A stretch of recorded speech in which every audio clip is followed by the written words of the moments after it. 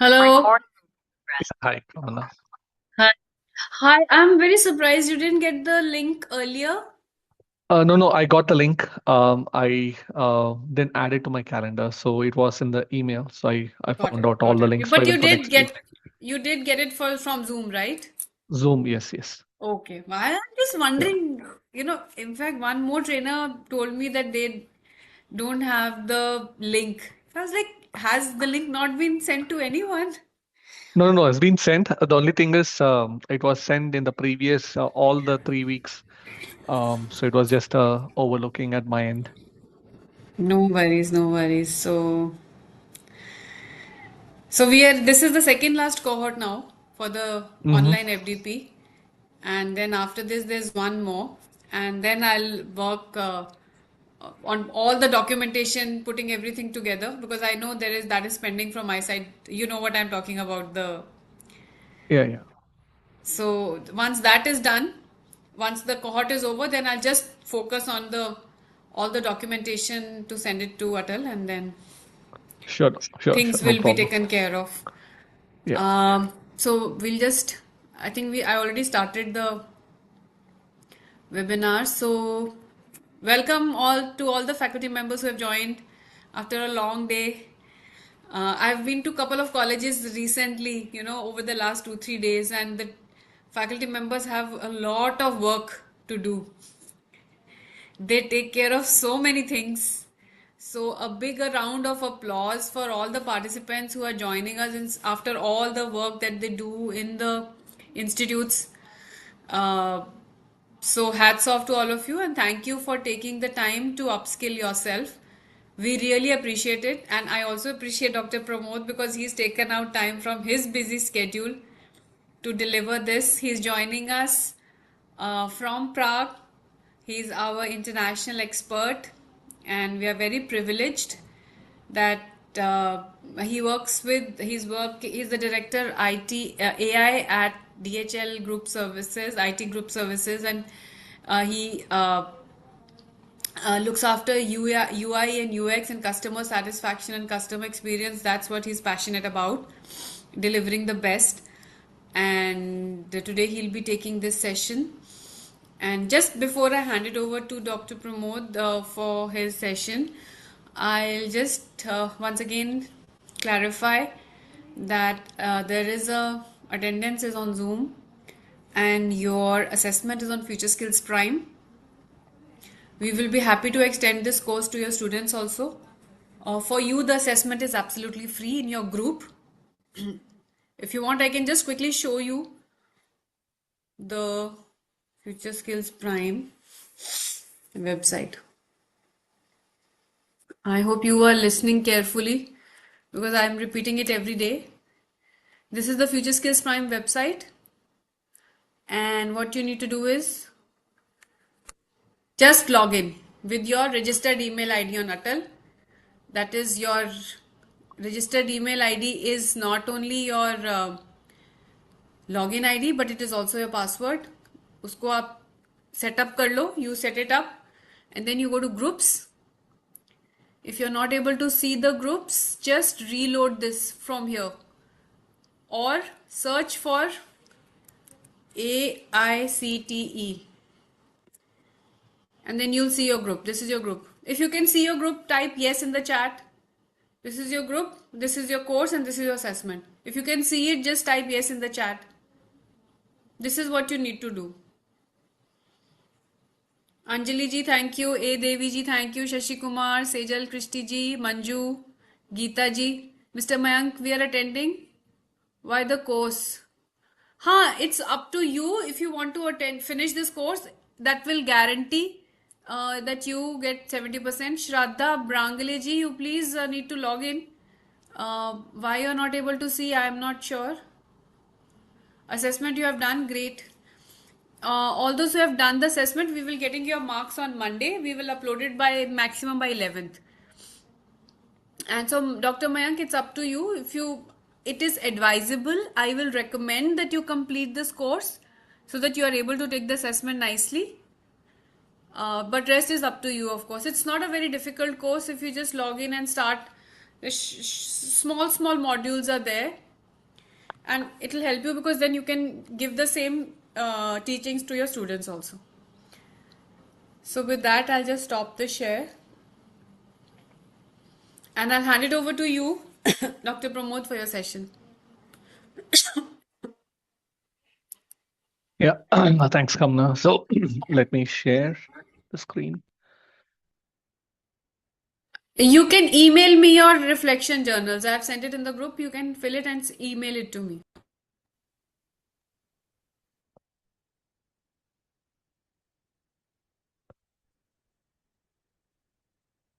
Yeah, I hope everybody can see. We're able to see. Yeah, thanks, Kamna. So welcome to the Responsible AI Case Studies and Global AI Regulations. Um, so in this session, we would be covering up the following topics. As you can see, thanks for spending your time in learning AI. As I usually start, uh, why we should be upgrading ourselves, upskilling ourselves, especially in the AI area. In case if you're not well versed to use AI, then you will be replaced by a person who knows how to use AI. That's the simplest form. And in this session, we will talk about the responsible AI. So when we design applications, how responsible AI enforcement in terms of comes into the picture, understand what is responsible AI, why it is required, and what are the principles in responsible AI framework. And then also look at one of the framework which Microsoft uses, just to draw an analogy. And then there will be three case studies which we'll be seeing in detail. One from IBM, the other one is from H&M, which is the fashion retail, and then the third one is from Accenture. And then we talk about the global regulations on the responsible AI.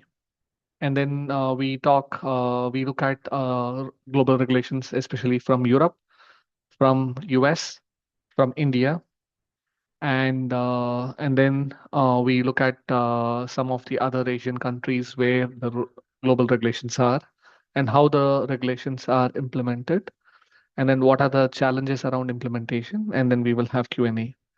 So we have modules, and you can post your questions in the Q&A session. I'll be looking at the chat for the Q&A part, and then I'll try to answer it as towards the end of each module in the session. So the session will be in form of presentations, explanations, and in videos. There are certain videos which I'm unable to unplay. I will share it in the chat window, which you can see it towards your free leisure time. And whatever the videos which I can play, I'll play it during the session. So with that, we can start off with the first module. What is responsible AI? AI can do a lot of wonders. In fact, uh, the industry is being upgraded every week, and we have to keep learning and learning and learning. And right now, there are so many topics underneath. AI can be put into use, but before we put into use, we need to see whether is it ethical of using the AI applications. Does it have transparency, fairness, accountability, societal benefits? Um, and also, when we deploy systems, we talk about how can we reduce biases, how can we reduce the risk of protecting privacies, right? Uh, an example would be diverse training of data. For example, you have facial recognitions installed in the airport, and if somebody hacks into it, yeah, it can be in the wrong hands. The facial tones, like when you take an image, you can apply an AI system that can look at the skin tones, and then it can start targeting specific cosmetics advertisements through Meta, Facebook, Instagram, etc. So when we build an application, we should ensure that the above we develop an application responsibly. That's important. Let's look at what responsible AI means. And there is a a concept called or a analogy called AI psychosis, and see how people who are alone rely too much on technologies, how they become or how they trust the AI system. So these are the two things that we will watch very quickly at this point in time. What is responsible AI? Dear viewers, welcome to this episode. What is responsible AI? Artificial intelligence systems can impact on people and society in good ways and bad ways. Responsible AI provides a framework for making good decisions on how artificial intelligence is used to manage its many impacts. It is important that councils use AI systems in a responsible way and know when it's not appropriate to use AI. This will make sure that any use of AI makes a positive contribution. So, what are some of the elements of responsible AI? Fairness, equality, and inclusion must be considered. All AI systems are trained on data, and the quality of this data has a direct impact on the quality of the outputs that AI systems create. AI systems will reflect and reproduce existing biases and inaccuracies in datasets. Privacy and data protection laws must be considered. Many uses of AI systems might involve processing personal data, such as when AI is used to write tailored letters to residents. Sometimes a resident might be asked to consent to or opt out of their data being used in this way. At other times, a public consultation might be needed to justify a council's use of personal data in an AI system.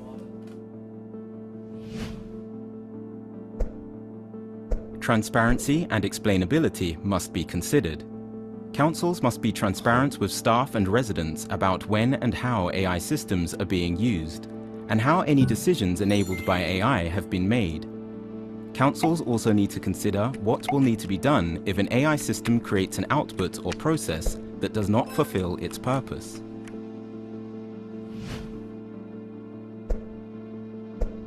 Environmental costs must be considered. Many current AI systems have a high carbon and water use footprint, and AI-based systems may use much more energy than the alternatives. Councils must consider the careful balance between scaling up AI use and any sustainability impacts, in accordance with the Council's strategy and policies. While AI systems can support everyday work and help in complex decision-making, responsibility and accountability for tasks completed with AI rests with the person or people involved in the sign-off process. It is important to identify who is accountable for each part of AI system design, its deployment, and its use. Familiarize yourself with the pillars of responsible AI. Think about how AI is implemented, who it affects, and how it affects them. Responsible AI is a framework that must be used in all instances where AI systems are used and integrated into council processes and work. Does your council have policies on responsible AI? How might any existing policies on cybersecurity, data protection, and sustainability guide the way you engage with AI? Has your council established clear lines of accountability for using specific AI systems in your service area? Yep. So hope you can hear the sound in the video. Uh, so the just to summarize it, why should we develop a system which is responsible? So that's what they covered in the gist. Some of the key topics is environment. The AI is there are 5 layers of AI. So one of it is it has to be sustainable. It is power heavy because it's compute heavy. If you look at the latest result, and Satya Nadella from Microsoft CEO says that there are inventories of AI chips which are just sitting and unable to plug it because there is not enough data center, AI data center. And as you can see, even in the Indian budget, they've announced if you have data centers, especially on AI build, you have a tax holiday until 2047. So that's how it is. So they want to govern, manage the data in transparent, in a fairness way, accountable, so that the societal gets benefited. So now let's quickly see what AI psychosis means.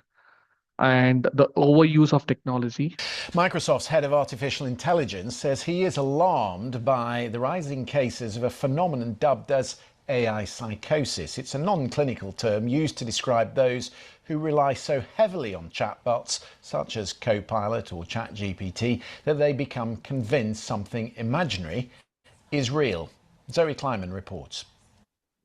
Hugh from Scotland says he became convinced that he was about to become a multimillionaire after turning to an AI chatbot to help him when he lost his job. It began by giving him practical advice, but ended up telling him that a book and a movie about his experience would make him more than £5 million. The more information that I gave the chatbot, the more it would say, "Oh, this treatment's terrible. You should really be getting more than this," and it would ask me for more information. I would feed it more, and the number would just get higher and higher. It would go from 10 grand to into the millions, basically. Hugh already had mental health problems and ended up having a breakdown. He says taking medication made him realise the money wasn't real. He doesn't blame the technology. He says it signposted citizens' advice, but he ignored it because it was so convincing.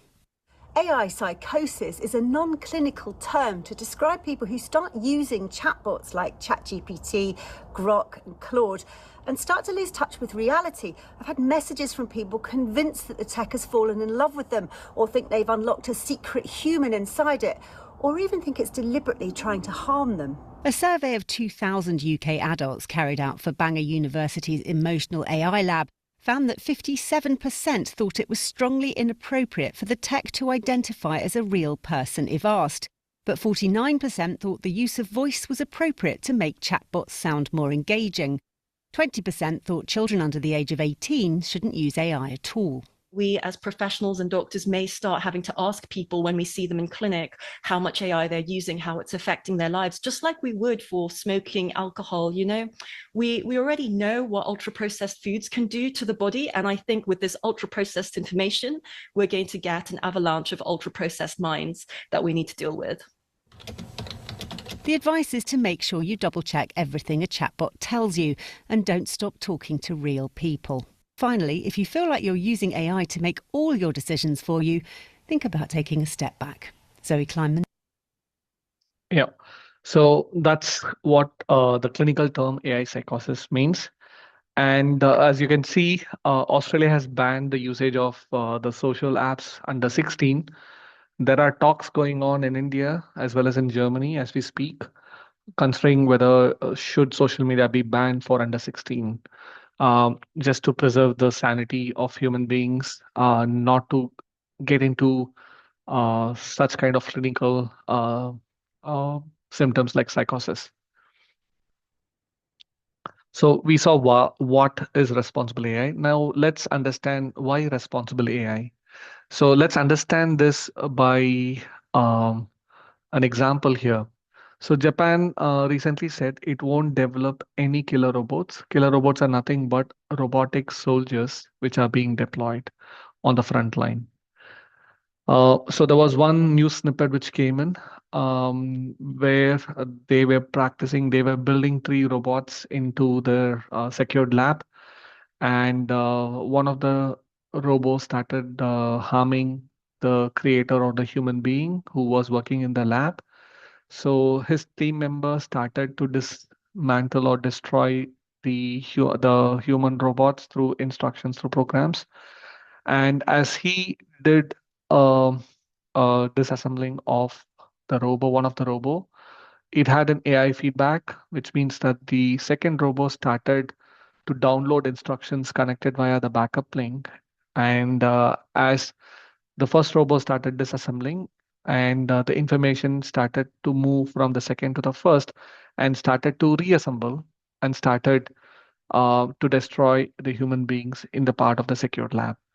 This costed a human value, and due to which they think the Japan AI strategy said that they will not invest in killer robots because AI tool can become very, very harmful if it lands in the wrong hands. So that is why any technology has to be responsibly developed. So that's an that's a use case study why Japan says it's not planning to develop because of the historical reasons of the Hiroshima, Nagasaki. They want to save humanity. With that, we can. There is this video. Unfortunately, it's not playing because of the restrictions I have in Europe. But let's see. Yeah, it's not available in the region. So I will share it in the chat window. You can watch it during your free time.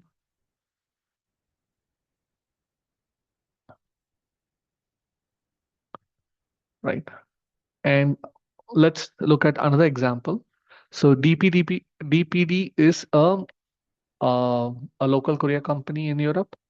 So when the chatbot was the state of the art of technology used in customer service, there's something called hallucination of AI, right?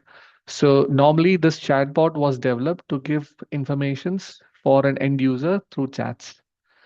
And apparently one of the, let's say, bored end user started making it a bit viral, and he started asking the questions which he's not supposed to ask to this chatbot. And you can see how the AI agent, which is sitting behind on the customer service, started to respond without any guardrail, right? So when we are building an application, we need to ensure that the application is built responsibly so that it doesn't derail when the information um, is asked outside the scope. So here, the chatbot started swearing when the end user asked it to swear. There was no pre-validation on the prompts, what the user is asking. And this is called as a hallucination in the AI system. Uh, So in case if you want to know, I can share the link in the VVC website and you can read about it in detail. It's in the next screen. So when we looked at what is responsible AI, we looked at why we need it, and let's look at understand it from a risk management perspective.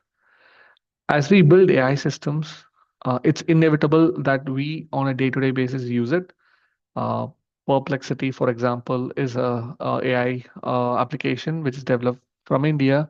Comet is another browser. Google is also changing the browsing experience through AI agents, where you can do literally almost you can have an assistant as an AI agent to do all your work. For example, if you want to prepare notes, slides, you have M365 Office agents, which can work and gather information and create a presentation in no time. So as we build more and more application, we need to mitigate the risk. And that's why we talk about this concept of responsible AI. It is. And one of the main applications in AI is we collect all personal data, sensitive data, which are subjected to unauthorized access in case of hacking, misuse, or it might lead. At the same time, the systems are also prone to vulnerabilities. Vulnerabilities means uh, the software, aging software requires patch. If it's not patched, then it is the backdoor for the hacker to compromise on the data, right?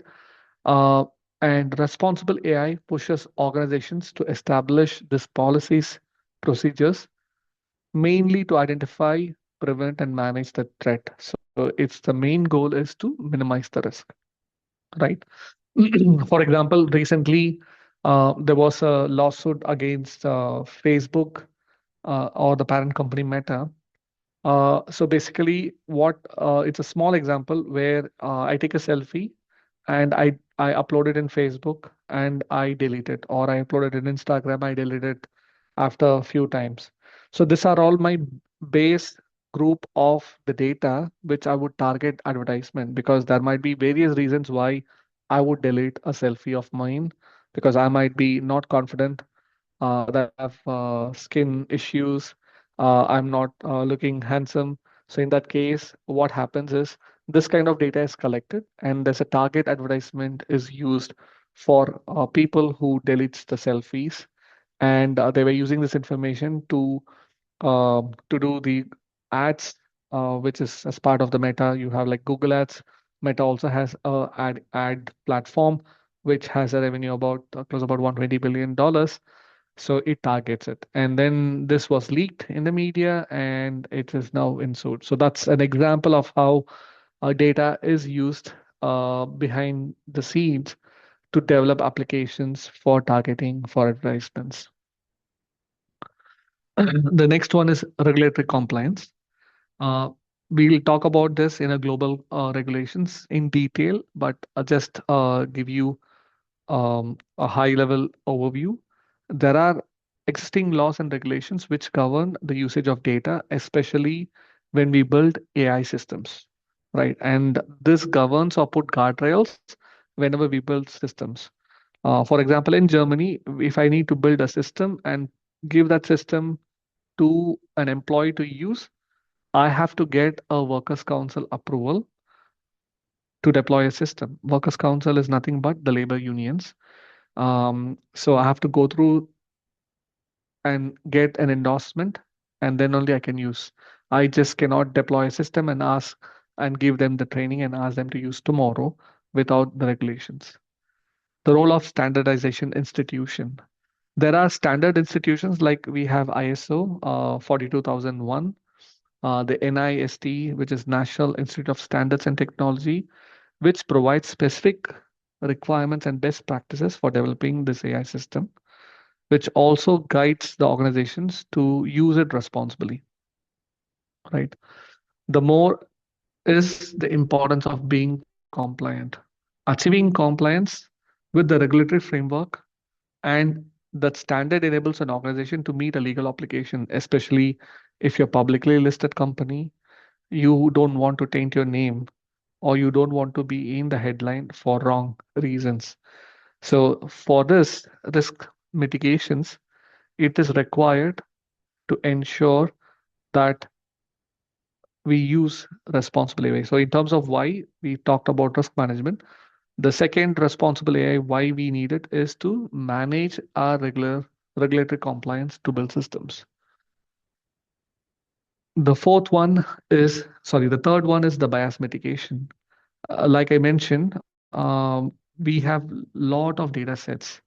When we build applications, for example, the best one is HR profiling. If we start profiling the data and if we say that I don't want to encourage any person from this particular religion A of a particular subcaste B, I can do those kind of profiling in my system. It's called bias, which means that I want to uh, recruit candidates of a particular bias, a particular, let's say, a condition. I can build that into my system, which means that it is biased outcome.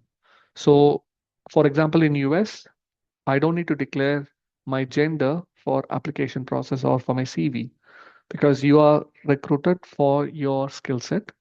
And when I compare it to Europe, for example, there are certain companies which wants women leaders onto their management board. So in that case, they would publish in the recruitment that they prefer a female candidate in order to meet the guidelines within Europe, the women in management. So these are all some of the biases. So when we build a system, especially in hiring, we should ensure there is no bias, especially in the data model building. We need to ensure that the all possible data set is available in order to mitigate biases, right? So these are the three things on why for responsible AI.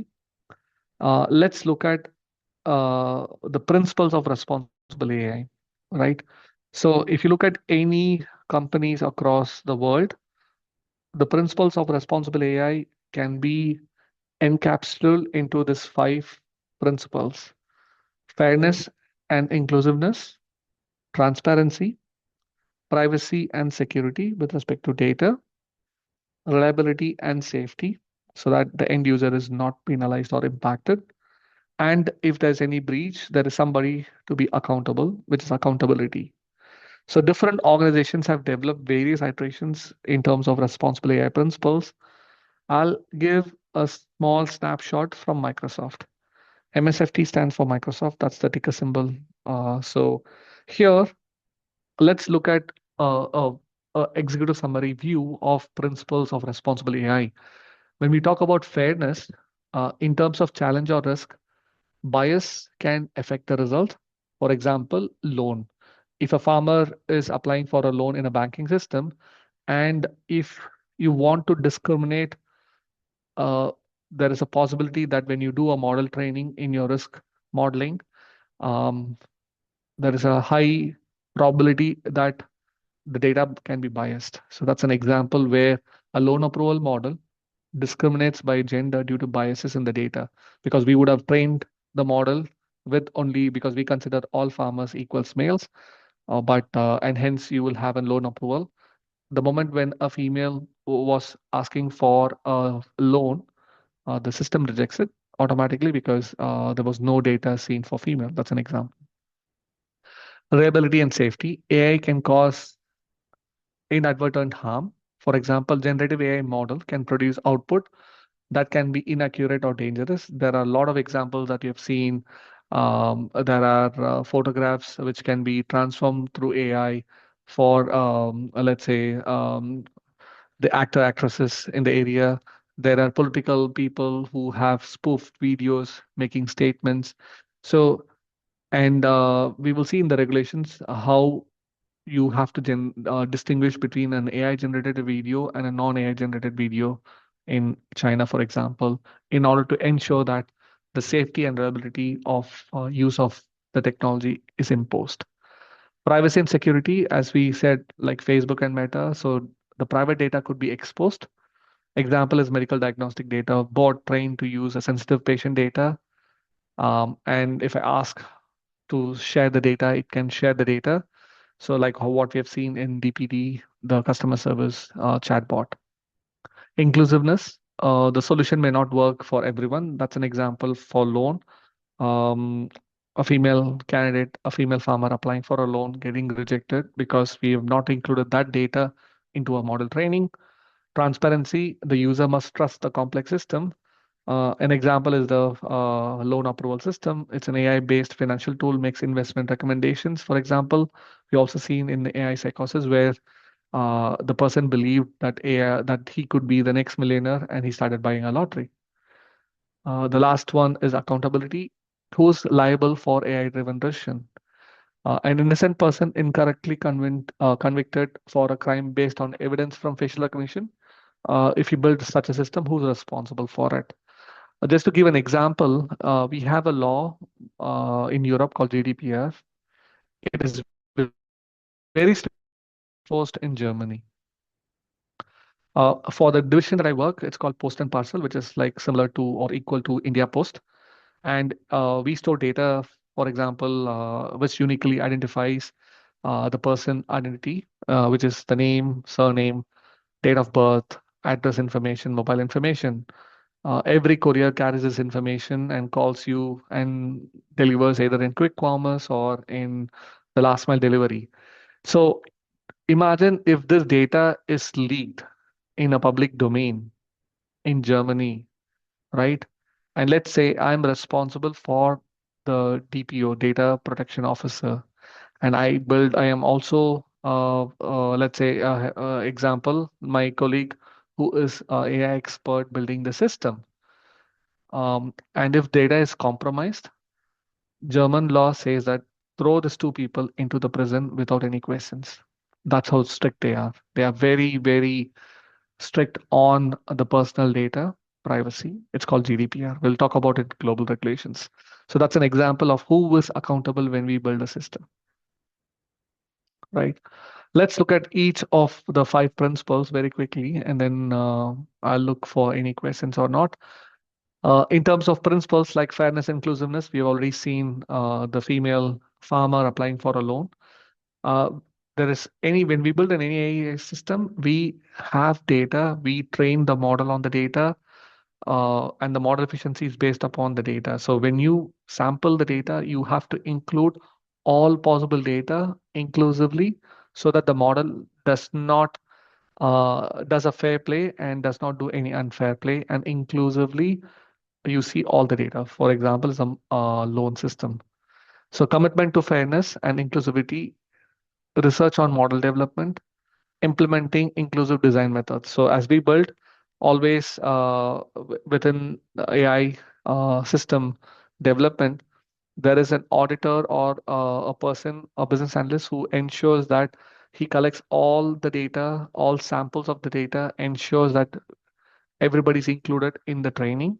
He also gets an approval from the DPO, the data protection officer, so that he also ensure puts ticks in the box from a regulatory compliance perspective, as well as from a risk mitigation perspective.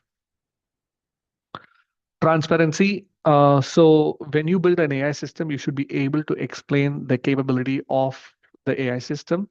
What it means is how the system is going to be built, the requirement of the system. There should be a clear definition of what the system outcome should be. There should be an open communication to the end user, like this is how you need to use the system, the guardrail. Like example, if uh, if when you build a system, if you say that user says start swear through the chatbot should be um, able to tell that this is not part of my scope, I cannot swear. That should be a guardrail, right? And also you need to establish the interoperability of criteria. So before the system begins or development begins, the organization should establish what is the interpretability criteria, outlining the necessary explanations for the AI by which the system can decide and how the results are presented to the end user, right? And of course, very vital important thing for audits is documenting the AI system behavior. It should have all possible outcomes based upon the clear set of requirements. So these are all some of the aspects of the principles within the transparency. Let's look at the principles of privacy and security, which is very important.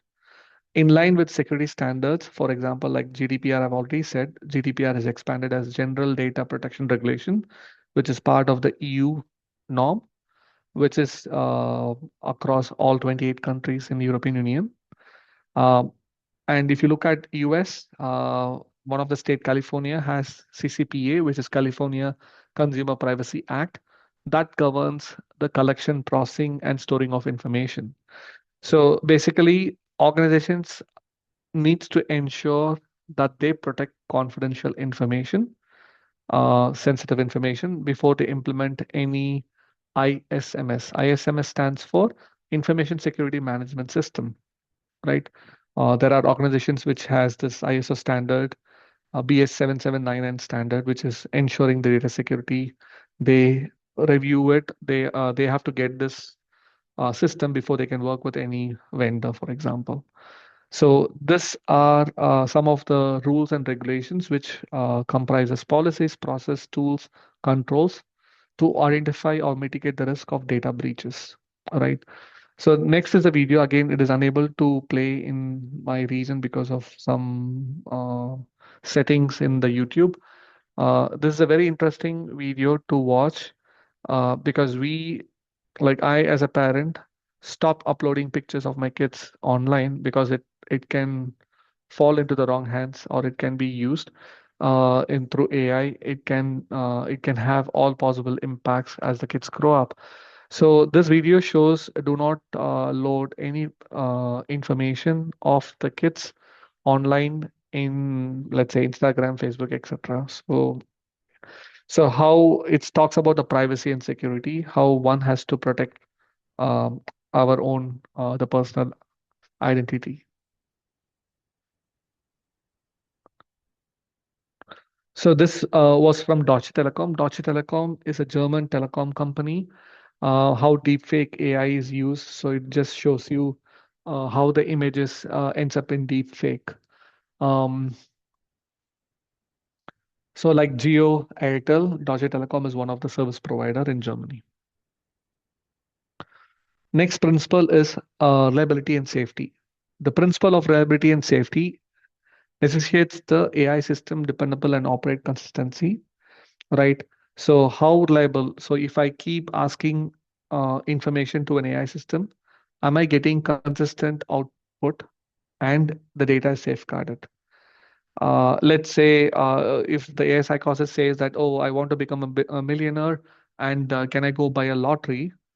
Uh, the outcome of that particular prompt should be ensuring that it should offer safety standards for the end user, and it should be reliable when it gives a suggestion for the end user. So organization must perform rigorous testing and validation of the AI system. So it meets the performance requirement. So basically, for what I've built the AI system, does it give the results? Do I have the guardrails? Does my edge use cases is edge testing criteria is working very well before I roll out this AI system to the end user? So the last one is accountability. Like an example, if a data breach happens, who goes to the prison or who's responsible for it? So this was more subjective. In Europe, it is heavily it is a top priority for the publicly listed institutions. In US, yeah, it depends upon state to state. In India, yeah, it is still in the growth stage because there are two ways of perspective. One perspective is if I put security, accountability, and if I put the guards, then my innovation is killed. But if I ensure that at a later point in time, then my innovations is still there. I can deploy systems from India. So there is a different perspective of how DPDP Act, which is the regulations in India, how it is perceived. So accountability is one of the important criteria principles in the responsible AI, where the organization must identify the roles and responsibilities for all the stakeholders involved in developing an AI system. Uh, this is ensuring that is in line with the legal requirements. That's very important. So let's quickly look at the frameworks for responsible AI, and then I will check in the chat window if there's any questions, and I will be able to pick up before our next module on AI case studies. As I mentioned earlier, there are two frameworks. One is NIST, which is the National Institute of um, Standards and Technologies. It is mainly looks at the AI framework from a risk management framework perspective, which means that map, measure, govern, manage is the area that it focuses. It provides implementary regulatory framework for building AI systems. So again, from the principles, it also develops the framework. Uh, it's called AI RMF 1.0. Any company might use this framework. They call themselves that I am building AI systems, which is in compliance with NISFT version 1.0. The other companies might say that, oh, I am compliant with ISO IEC 42001. This is a standard from ISO organization, International Standard Organization, on building or providing the standards how to build an AI system, the guardrails, how to build an AI system. So this framework provides a list of criteria, something like plan, do, check, and act, the PDCA model that outlines in the ISO 42001, which outlines the step to execute, control, and continuously improve the AI management system. So it's like you have the CMMI level for IT systems. So similarly for AI, these are the two framework where the organization needs to demonstrate compliance. In case of if any regulatory framework comes, they can obtain a certification, and they have to be constantly audited, and they have to be appraised so that this framework and the audits are for a particular duration.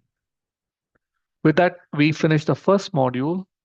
So are there any questions? I'm monitoring the chat, webinar chat. You can post your questions. I'll pause for a minute before I move to the next one on AI case studies.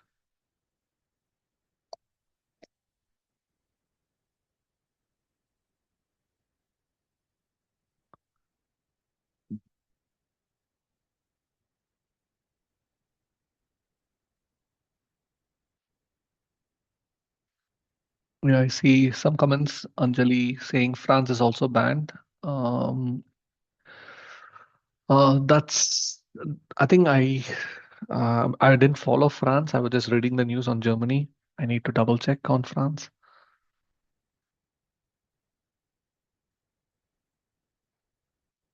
Okay. So no questions. I would go with the case studies. So as I mentioned earlier, we talk about three case studies, and you can see how um, the the responsible AI works on this particular case, and subsequently in H&M and Accenture use case, right? So IBM stands for International Business Machine. It's a US-based company. Watson is, I think right now they're bundling it uh, into various areas. So it's a AI foundry machines which develops applications. Watson X Orchestrate is a HR solution. It's an agent which is being deployed to help the employees for any query assistance, right? Let's look at it and see what an AI application is. Because I talked about AI applications, let's look at how an AI application really looks like um, in this video.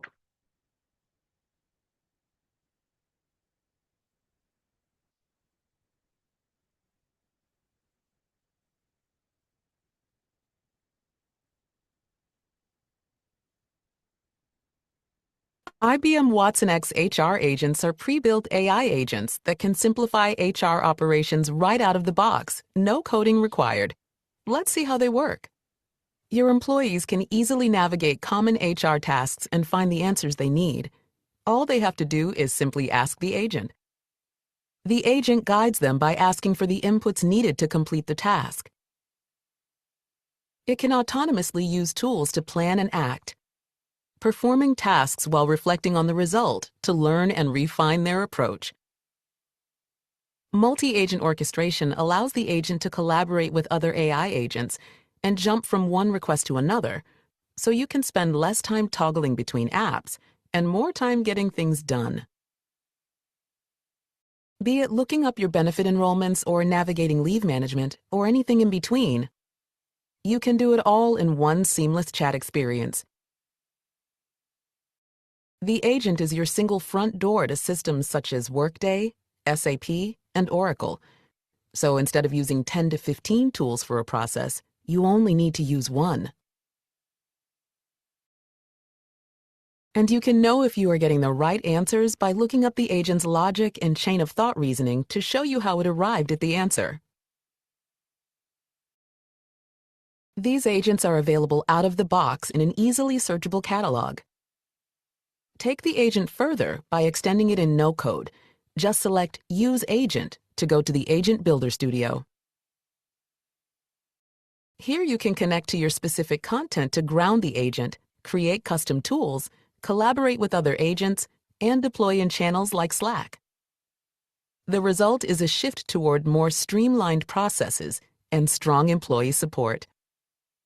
Reinvent the future of work with Watson X HR agents.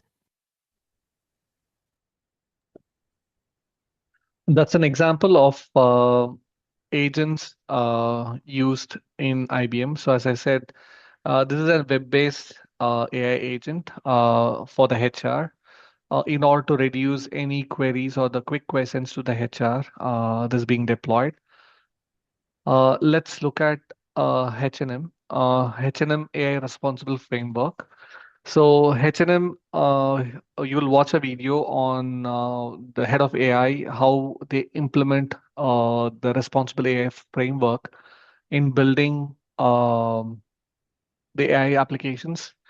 For example, there is something called virtual wardrobe that uses your image. It will try to, you can select the image from the online store and it will tell you how you would look like. So those kind of things are available. So when they build such systems, they need to handle your data responsibly. They cannot make a biased decision that, okay, this person is dark, so I cannot use it for some other, like a targeted marketing, for example, in terms of cosmetics, I cannot cross-sell or upsell products. So in the responsible AI framework, it talks about 9 principles, and that's shown here. So it is focused, beneficial, fair, transparent, it's governed, collaborative, reliable, respecting the human agency, and secure. And also, they also talk about how they have something like a debate committee where they ask in the framework how to fill up the system capability for any audit purposes. So let's quickly have a look at this.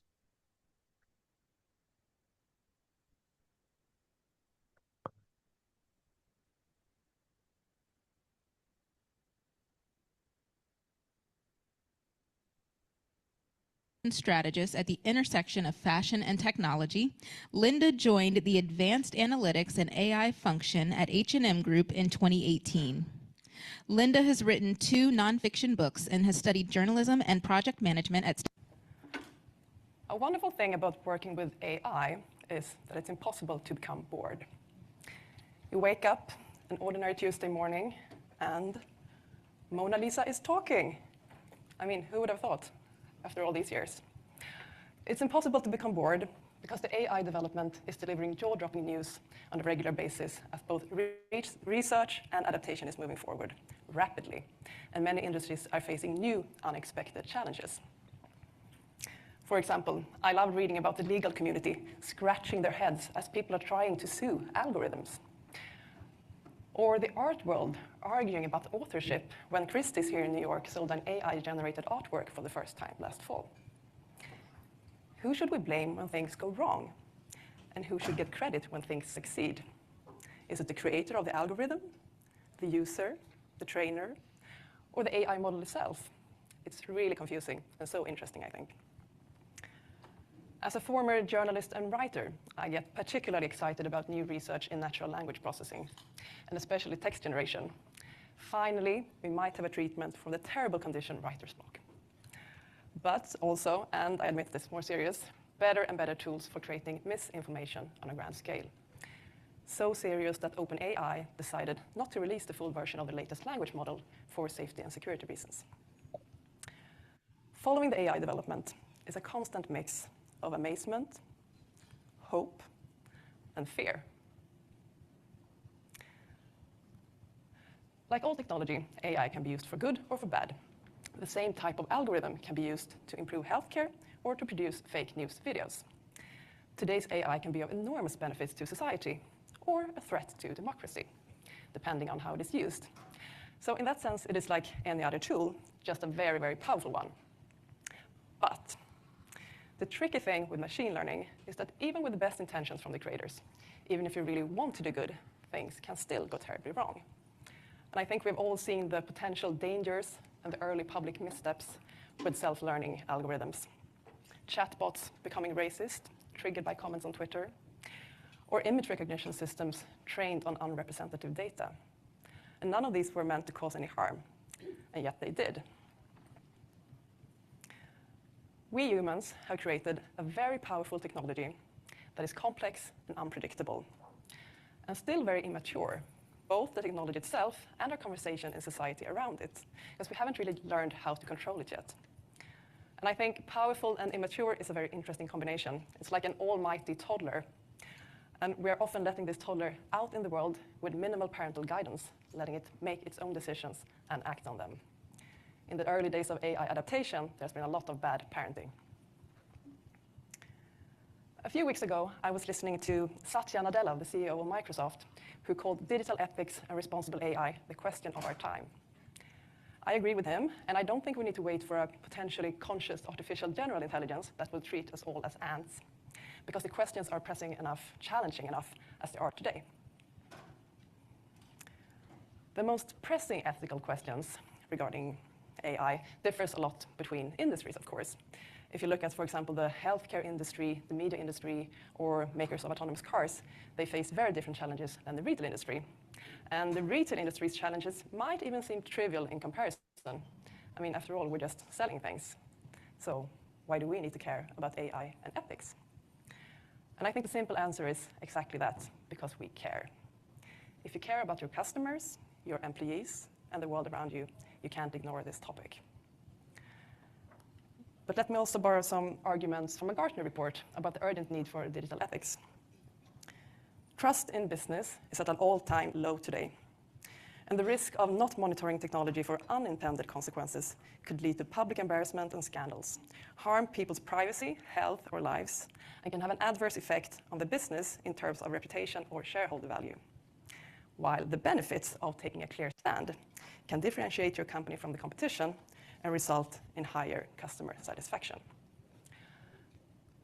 As technology is often developing faster than legislation, it's not enough just to follow the law.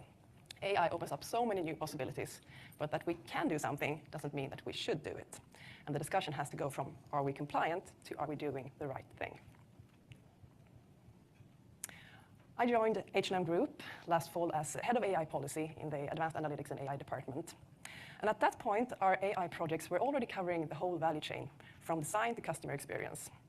We are using AI to better forecast trends and predict demand, to create the right assortment for our different stores, to optimize prices during sales, both online and offline, and to give our customers more relevant recommendations and offers. And my job is to lead our work on sustainable and ethical AI, creating frameworks and practical tools for this area. So, with a task like that, where do you start? Responsible AI may be a new area to H&M Group, but sustainability is not. Globally, we have 270 people working with sustainability, which makes it one of the largest sustainability organizations in the retail industry. Sustainability is core to the company's identity. However, our sustainability department, like many sustainability departments, was created in an analog world, and our focus has been mainly on the environment and on working conditions in our supply chain. So how do you translate the existing policies and visions to an AI context? On a very high level, we want to use AI to reach our sustainability goals, such as only using recycled or sustainably sourced materials by 2030 and having a climate-positive value chain by 2040. And we can already now see that our AI projects are having a great impact when it comes to reducing CO2 emissions.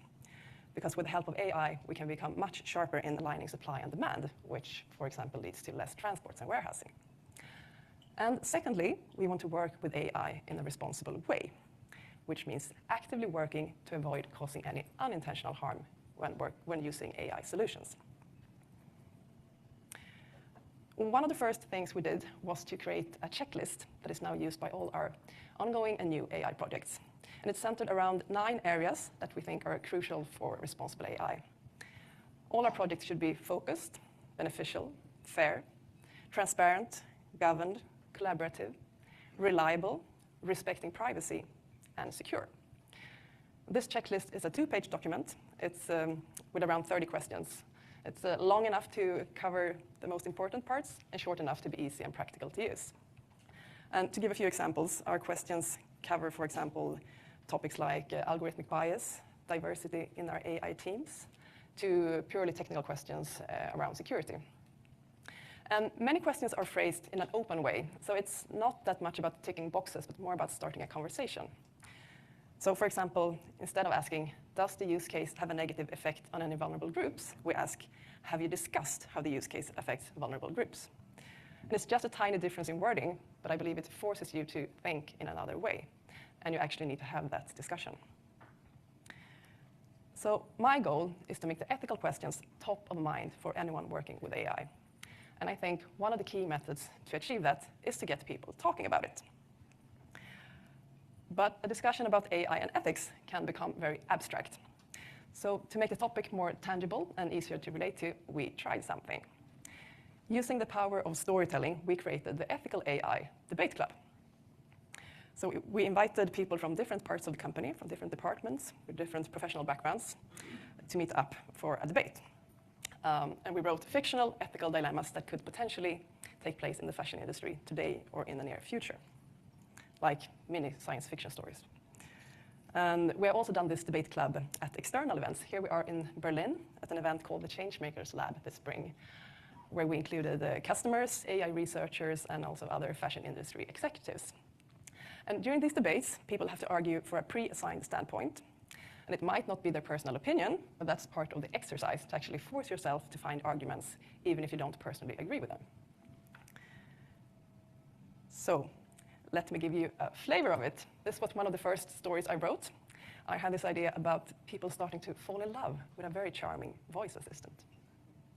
Your company's latest voice assistant, Mauricio, has been a huge success. Sales have increased significantly since you introduced him. His voice is smooth, seductive some would say. His manners charming, and he gives the customers excellent personalized service. He knows quite a few personal details about them, based on the large amount of data you have collected with their consent. But the conversation never feels intrusive. He is well versed in fashion history, delivers the most amusing and interesting anecdotes about the clothes that your customers are looking at. After a few months you notice that they have started to discuss other things than clothes with him. Life, love, lust. People are sharing their innermost secrets. He is such a good listener. And you are getting amazing data on customer behavior. Many of your customers are teenagers. Do you continue to use Mauricio? So we had really heated debates about this dilemma. Yes, the customers have given their consent, but they are teenagers. Did they really know what they signed up for? Come on, lady. They are digital natives. Of course they did. Don't underestimate them. And, you know, I am not that different from other voice assistants or chatbots. Just much more charming. I make people feel good about themselves. But you were supposed to give them fashion advice, not be their therapist. And what about the risk of hacking? Your secrets are safer with me than with your hairdresser. Well. So we let people debate like this. And after around 7 minutes of pro and con arguments, we let the audience vote. And for most of our dilemmas, there was really no consensus after the debate, no winning standpoint, which I think shows how difficult these questions can be. And the goal with the debate club is not to solve the dilemmas, it's to dive deeper into the topics and to challenge your initial gut feeling. And in many cases, also to tackle conflicting values.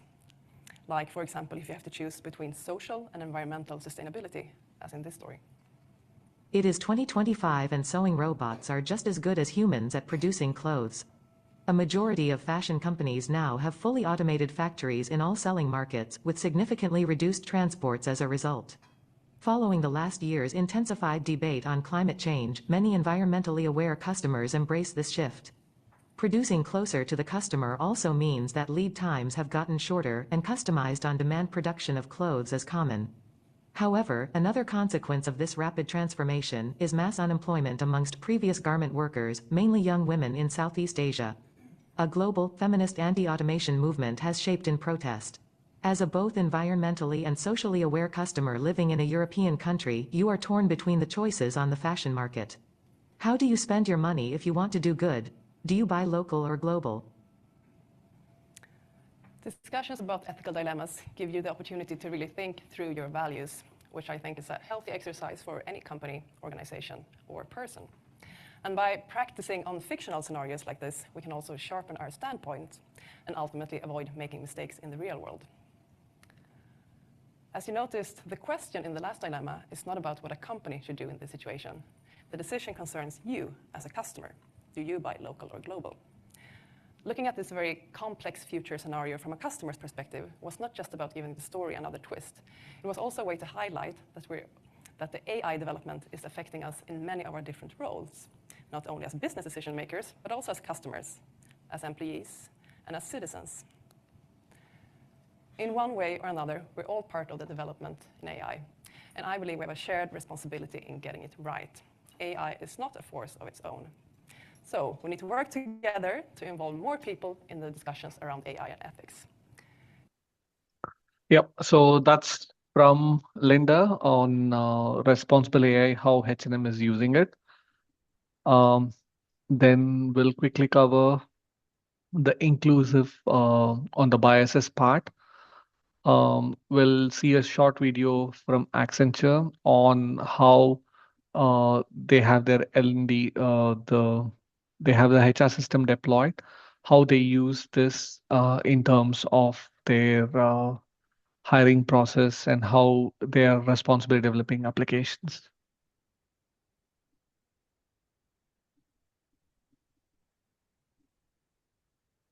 You know, I think an interesting question isn't necessarily will robots be taking our jobs, but will robots be sharing our values? And we see employees questioning, how their companies and what their companies are building AI for. But what's your, do you have concerns about whether the AI that we're building will share human values? Yeah, no, the way I look at it is technology is neutral, AI is neutral. We don't have to worry about AI taking over. But humans build technology. Yeah, the question is what do we as humans do with it? And there are new things we have to think about with how we apply technology.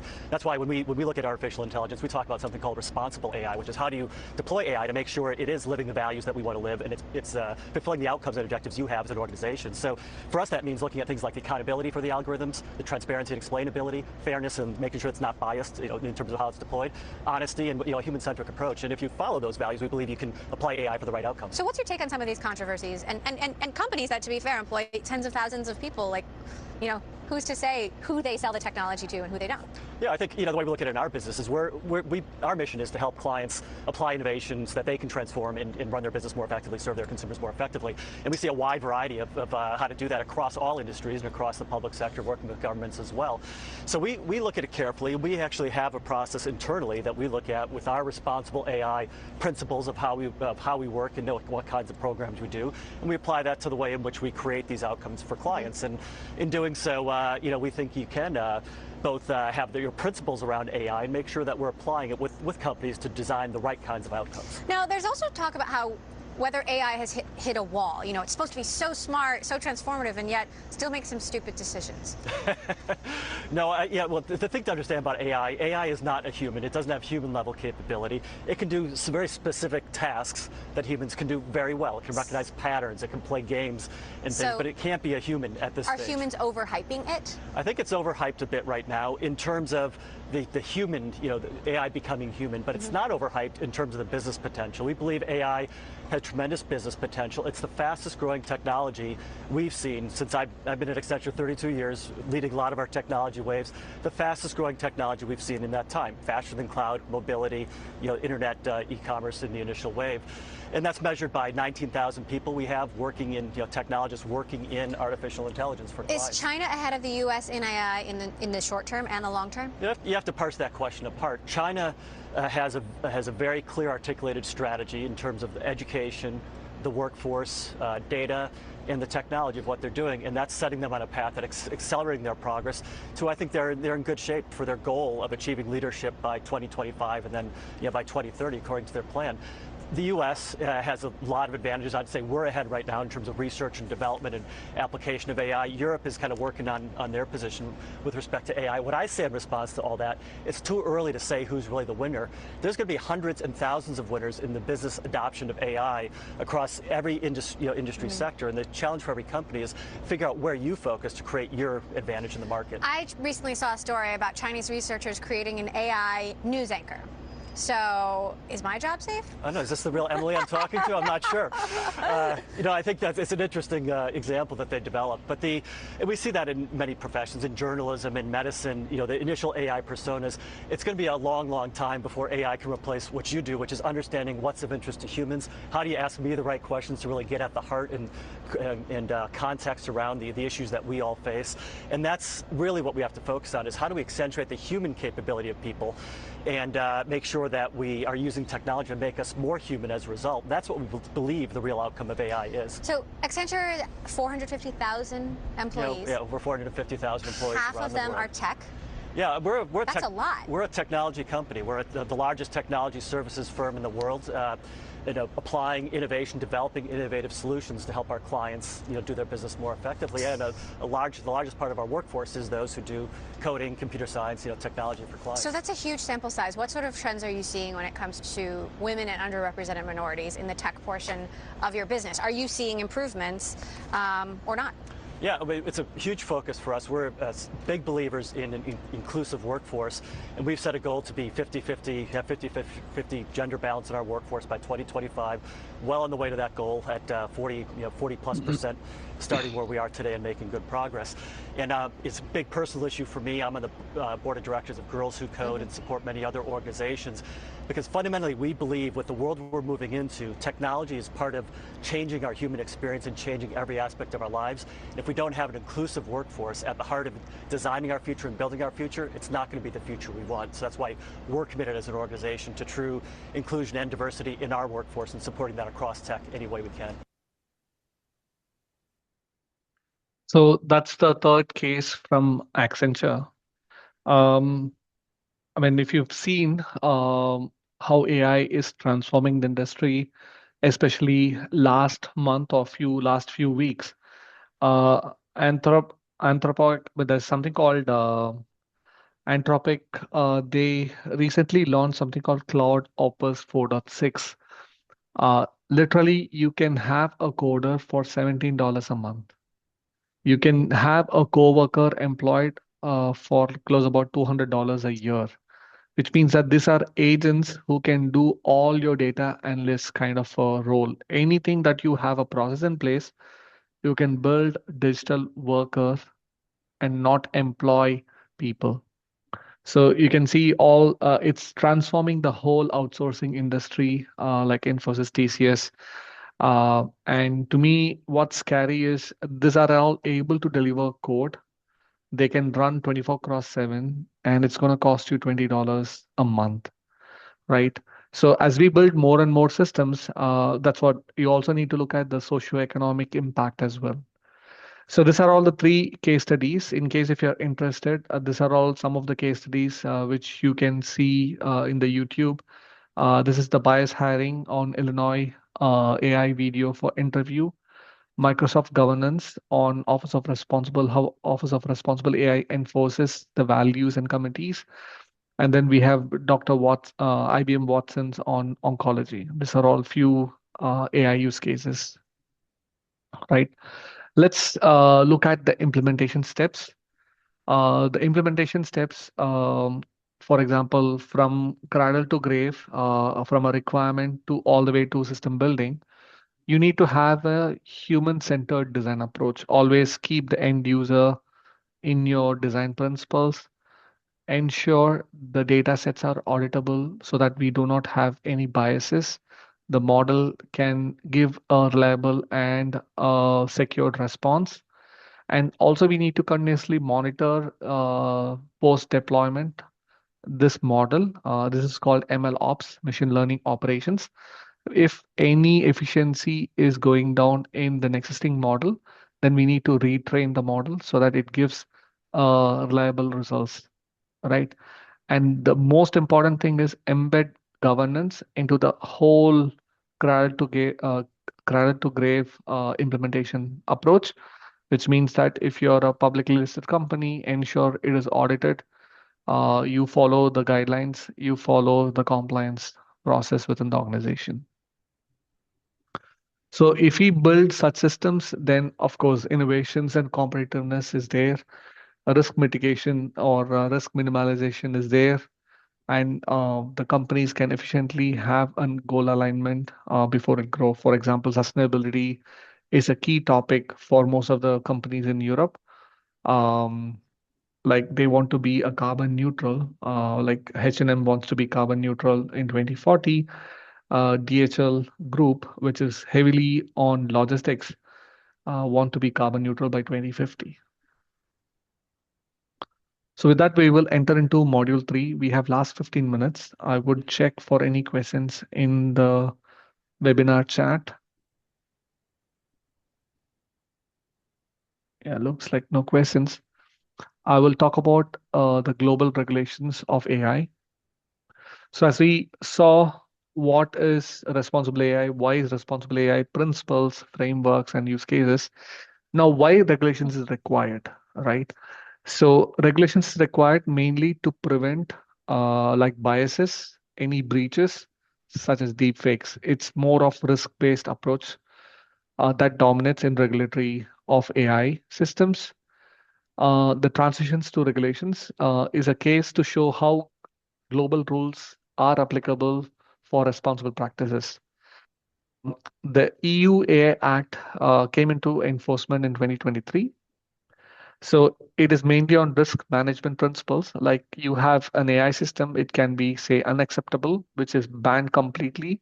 Example, if it's using a social scoring based upon you develop a loan system where it is completely banned and you take the background information of the people social scoring and then you build a system, it's completely unacceptable because it has to be fair.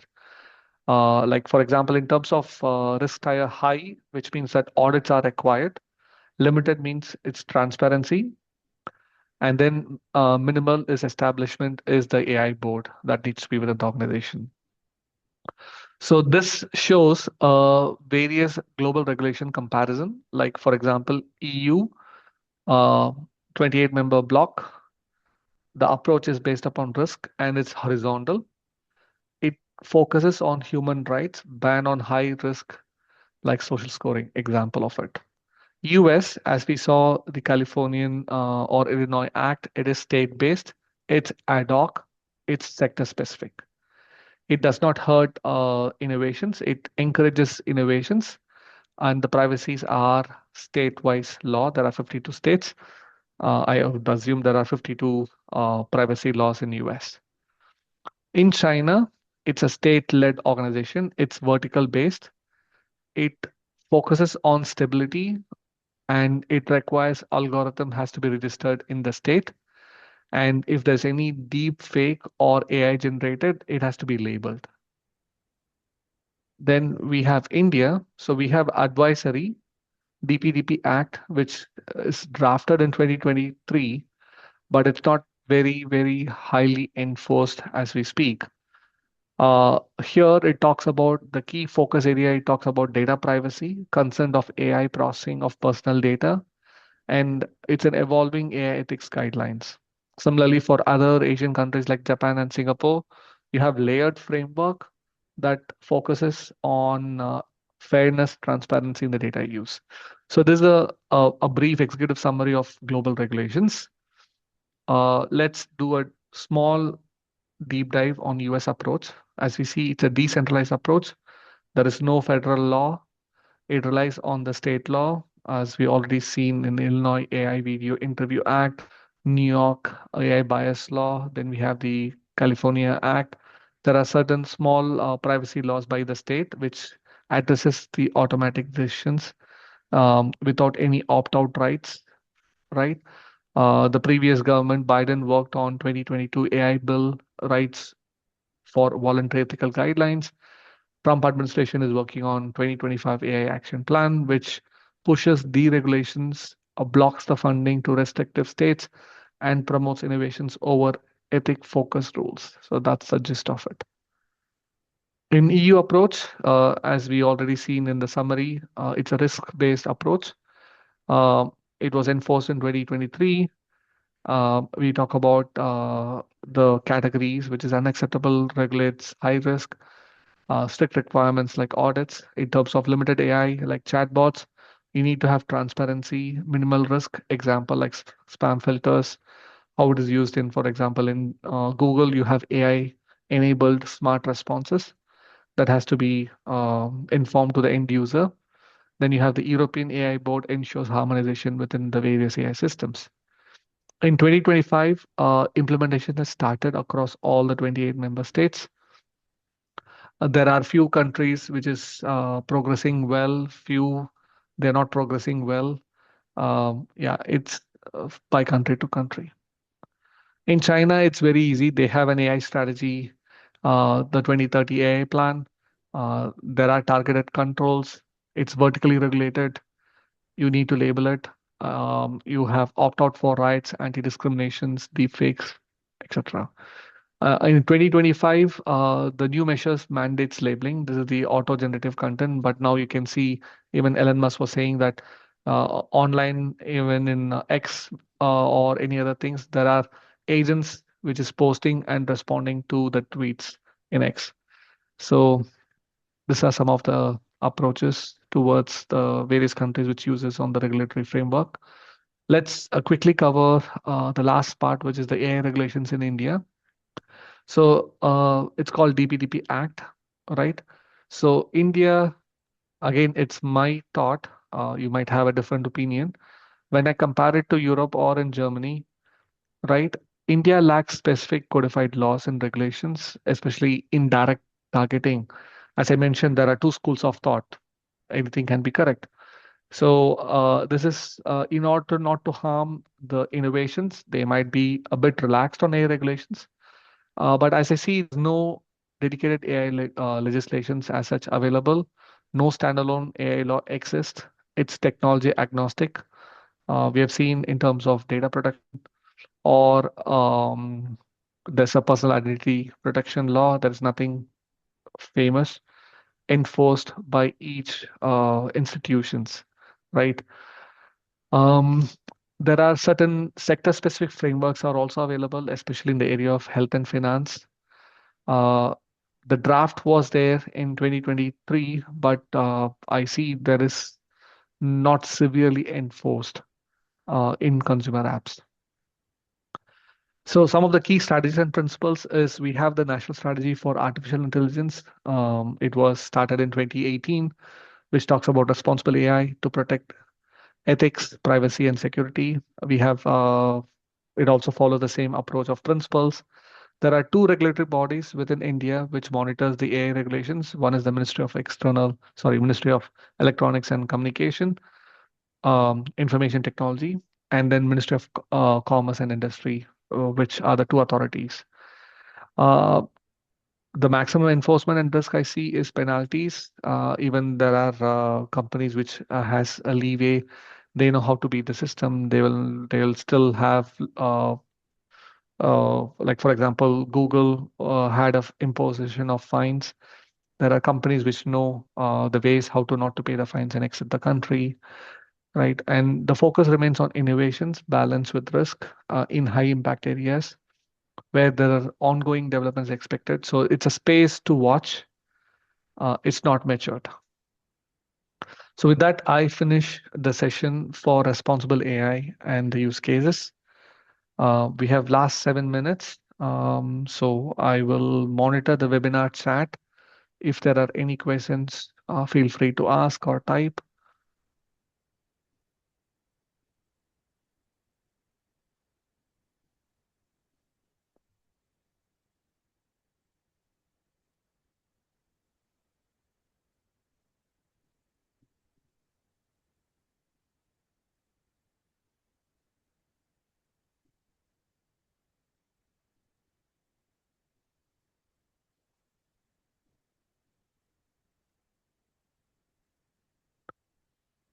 There's no questions, then I'm not sure whether Kamana is online. Yeah, digitized medical care devices. Digitized Medicare devices. Maybe you need to explain, Sushmita.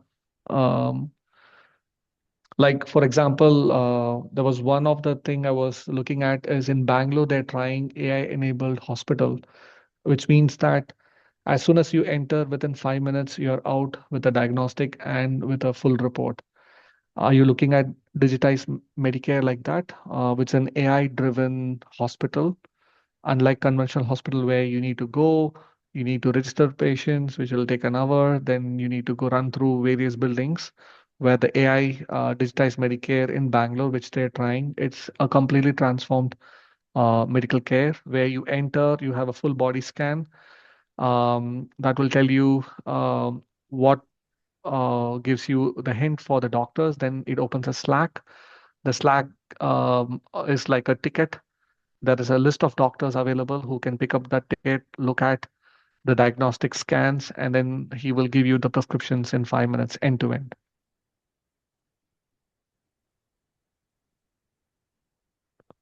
One portable ventilation system. I mean, maybe you can share the details. I can have a look. AI in general is not replacing human. It will replace the human who doesn't know AI, for example. That's how I would put it, Kanchan. So that's one of the reasons why right from a basic thing, you need to know how AI works, a very, very basic. Even your browser, you are highly, highly influenced with the AI model which comes into the picture. At least I see 180 people online upskilling yourself on the AI. That's very important. And as I see, you will carry this to the next set of people. That's important. I think I Thanks, would like to Kamana. applaud. I would like to applaud you, Dr. Pramod, Dr. Gopal, who is going to take the next session, as well as the 180 faculty members who have taken out the time understanding the need to upskilling themselves.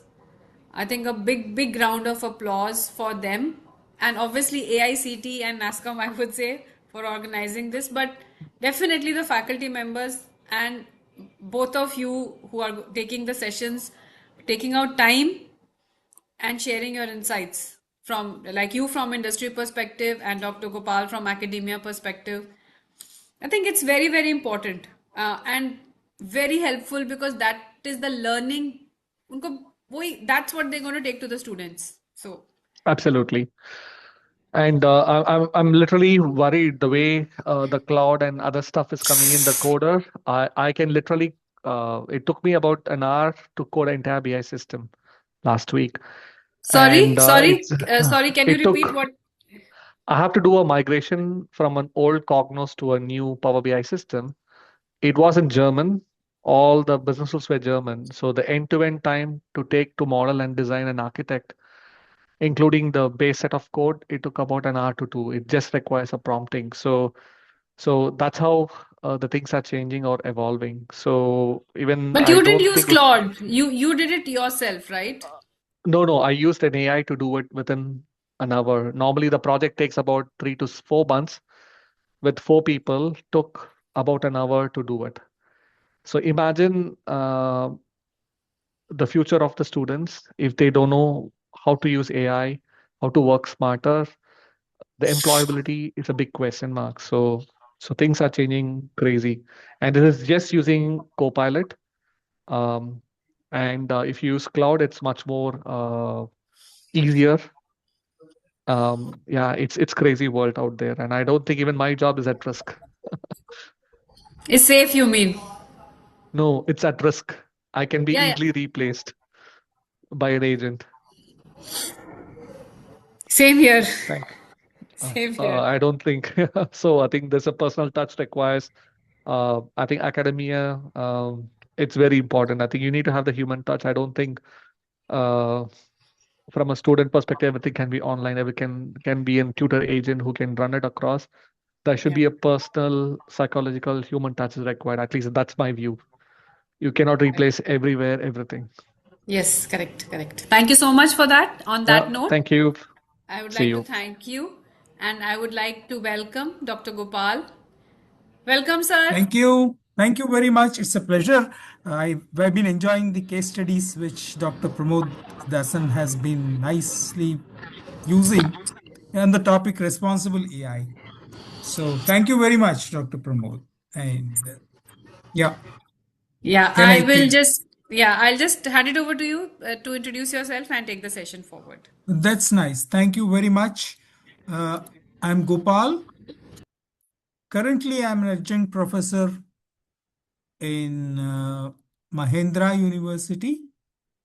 Just begun the task post retirement on 30th June 2025 from College of Engineering Gindi campus of Anna University, Chennai, Computer Science and Engineering. My fortune to have been associated with NASCOM for the last 15 plus years, interacting with very many eminent professionals and building further on Dr. Pramod Dasan's case studies. It's a good idea to use case studies, and it's nice of him to have shared what he did in an hour about a project that would have typically taken about 3 to 4 months, all migration projects. It is something which we need to keep in mind that as I progress in this lecture, I am trying to talk about the code segments, what it means, what I just prepared the talk, and I'm banking on Pramod Dasan's personal case study and other case studies to make us understand what is the implication, what's the import of what we are doing with this kind of a technology. I will start with what he has commented on the privacy. I've been a part of a standards group, IEEE standards group, currently exploring the human generated data and privacy. This paper was published in February 2026, Communications of the ACM, Volume 69, number 2. Very recently, it's just in my inbox and it's already shared through the working group, and I'm getting very good feedback on this based on whatever I have opined. Takes a village to teach privacy, rethinking privacy literacy for the younger generation. The authors write, our research has found that children as young as 6 can articulate concerns about privacy, but their understanding is often superficial. The work also indicates parents described privacy conversations at home as mostly rule based. Don't share your locations. Don't talk to strangers. While these rules are easy to remember, they Dr. rarely help. Gopal, could you go full screen? Sorry to interrupt. Could you go full screen? Will It do will be that. easy. Maybe yes, it will happen. Yes, it happened. Right. It may be Yes, correct. easy. Thank you. That's Thank you. fine. Thank you so much. Are mostly rule based. Don't share your location. Don't talk to strangers. While these rules are easy to remember, they rarely help children make sense of more complex or nuanced scenarios, such as whether it is okay to allow an app to crack their activity to improve performance. It's crack as well as track their activity. Let's think we are all teachers, and tomorrow, maybe from tomorrow, if not already, all of you are teaching your students. If a 6-year-old is so much conscious, though superficial, about what is the most important topic that is becoming a, a, a sort of tricky idea called privacy. Topic is good, but it's a tricky idea called privacy, in my opinion. There's so many recommendations, co-design materials across settings. Privacy education tools should be designed with input from families, teachers, and community stakeholders. There's no second opinion. This paper gives a handful of recommendations. Always we should get into the community. Just like a village, a typical village, we need to create something called a global village, as Marshall McLuhan was envisaging. So one solution. We need to be clear minded that everything that we do, everything we talk about is fitting into a larger context. Families, teachers, and community stakeholders. We need to be community builders globally. Recommendation 2, embed teachable moments in everyday tech use. Classroom apps and learning platforms should include prompts or visual cues that help children pause and think. That's where we need to bring in the prompt engineering in design of course material. We need to make lesson plans in such a way that there is a prompt in the beginning or prompt in the middle. It's not a poll. It's not an opinion check. It's not a scaled quantitative response. It's a teachable movement. There should be a prompt coming in our lectures, in our way of talking. Uh, Recommendation 3, create longitudinal privacy learning pathways. Privacy decisions do not happen in one moment. Please remember, no privacy decision happens in one moment. There stems the idea of responsibility alongside this tricky concept, tricky concern called privacy. It's very tricky. What it is something which we need to understand that these decisions do not happen in one moment at all. We need to build that proficiency on a longer term. Studies and curricula should trace how children develop from rule followers to context aware. We need to develop the context. We need to understand that this is how the context happens. That's where the agentic AI comes. Please note that right from a 6-year-old, though we talk about adults at 18 years, right from a 6-year-old, these concepts are very clear, and this paper is very valuable in that sense. Communications of the ACM, February 2026, just recently, a few days back, and it's doing rounds. Recommendation 4, support families as co-teachers. Provide parents. That will happen in classrooms from now. It should happen.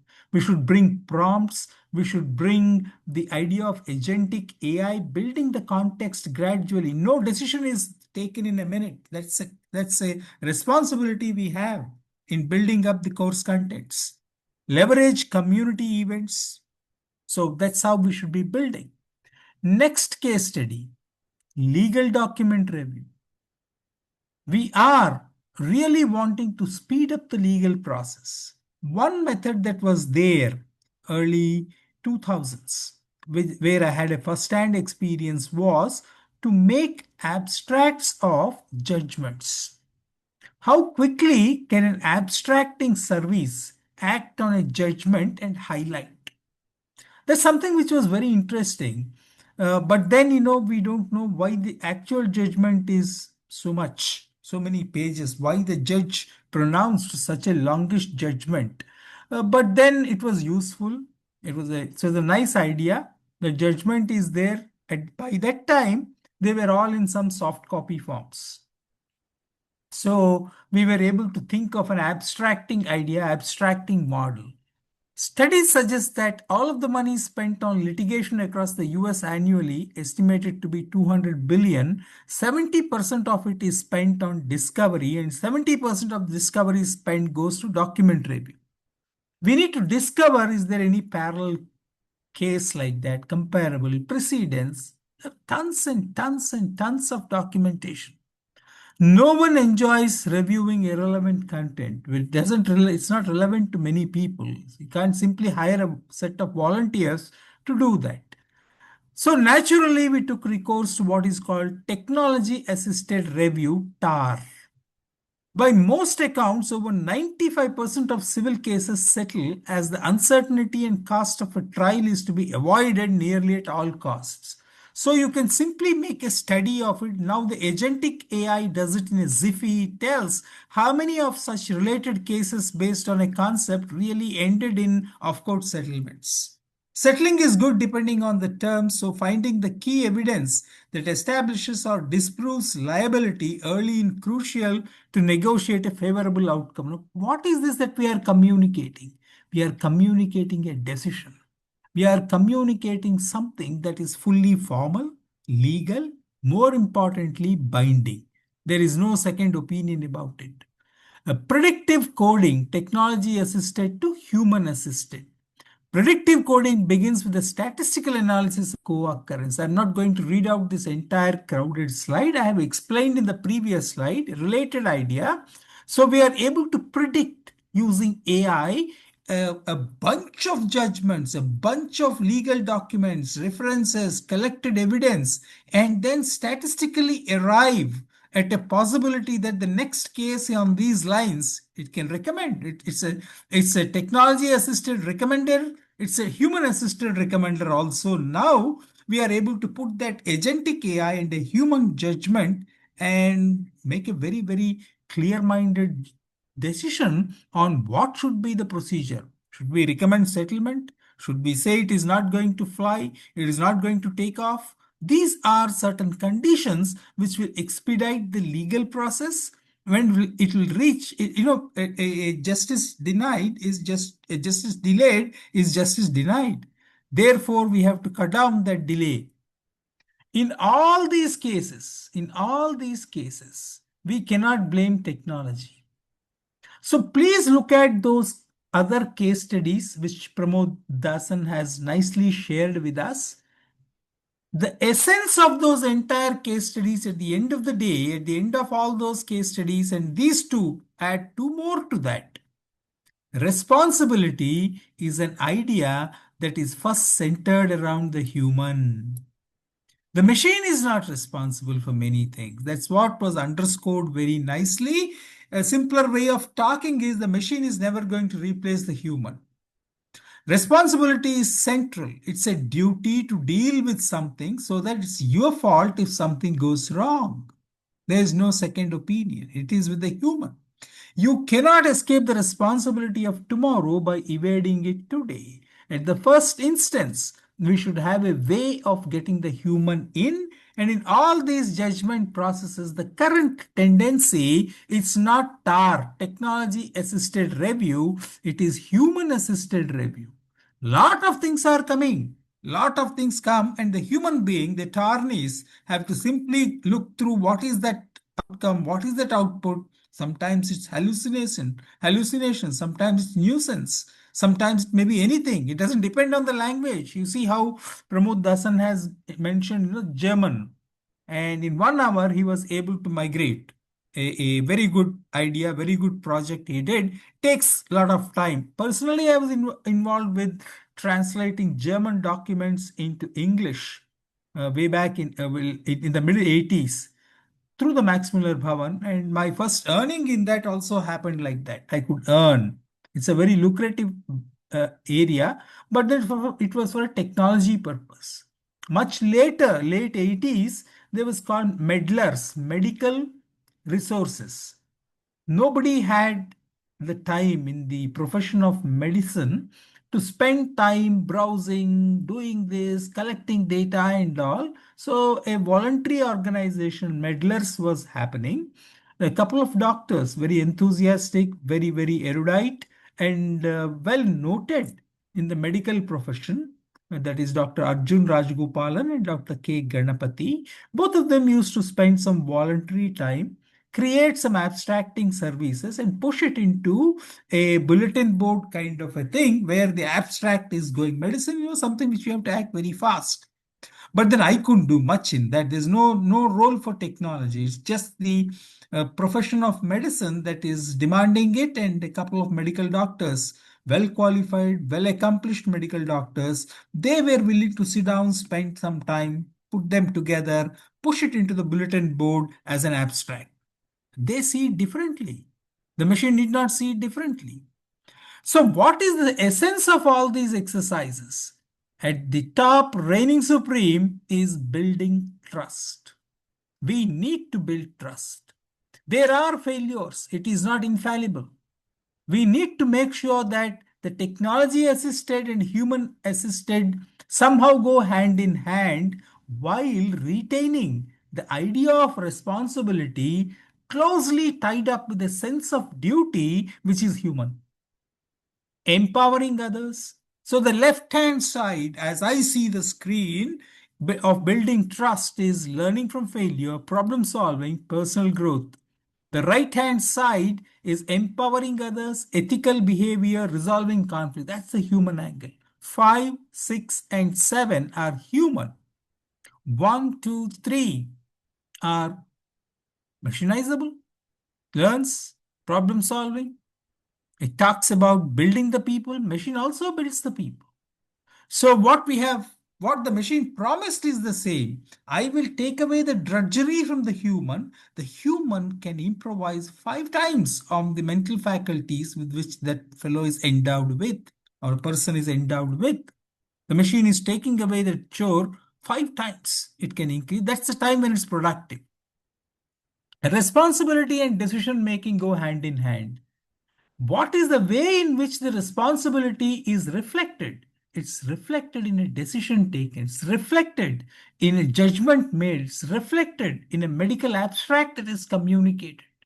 It's reflected in the way we work. It flows into the work. And it is by the involvement of both individual versus group. Individual decision making made by one person, usually a manager, it's traceable. Even today, it's the same case, but we wish to make it group decision making, a consensus. Finally, it may boil down to an individual decision making, and depending on the intensity of the decision, we can somehow have a follow-up group or something and then manage the decision made. Responsibility is often considered synonymous with decision making. It is reflected in the decision. Can we take a start from the decision and then work back to see if this nice blending which we are talking about on critical domains like legal, medical, there's nothing like it. Can we really do that software development? That's the case which I was listening to. I wish we had more time, but somehow, I put few more slides on that as we progress in this lecture. Often considered synonymous with decision making, then we'll start with the decision made. In a complex coming together of technology assisted and human assisted. How do we do that? Because responsibility means owning the outcomes, both positive and negative, that result from a choice. The one who decides pays is the principle, is the governing principle. So please understand that the notion of responsibility till today and will be associated with the human, I would think, primarily with the human, and it entails a risk that is emanating from the choices available. There's a natural risk built into the way the choices are made available, and one who decides pays. The principle is obvious. And we want to be positive. We want to make winners either at individual or at group level, and winners take it all. It's a simple idea. So individual decision making depends on the criticality of the decision, depends on what is the category of the judgments which we can take about. A very responsible people, they won't simply write pronounced judgment running into so many pages. It's a simple logic, but then they need an abstracting service. Pilots were made and then pushes into the domain. I'm not a domain expert in that sense of legal, but then some coding, some software, it is possible. There is a point in time when the Constitution of India was to be made in simpler language. It is being made, but it's written by experts, IAS officers. They are trying to build a simple way of understanding the Constitution of India. So we respect that domain expertise. Software is everywhere, ubiquitous. So this particular lecture, which I'm doing it a second time, thanks to AICTE, NASSCOM, the FDP, I would like to bring in a little bit of a component of software and see what it is all about. Why are we looking at this technology assisted plus human assisted as something much more complex, much more rewarding, much more enriching, because every decision made is tracked. Every choice made is tracked. Therefore, it's more enriching. It's just the case of that bounding principles on data that we have to look into.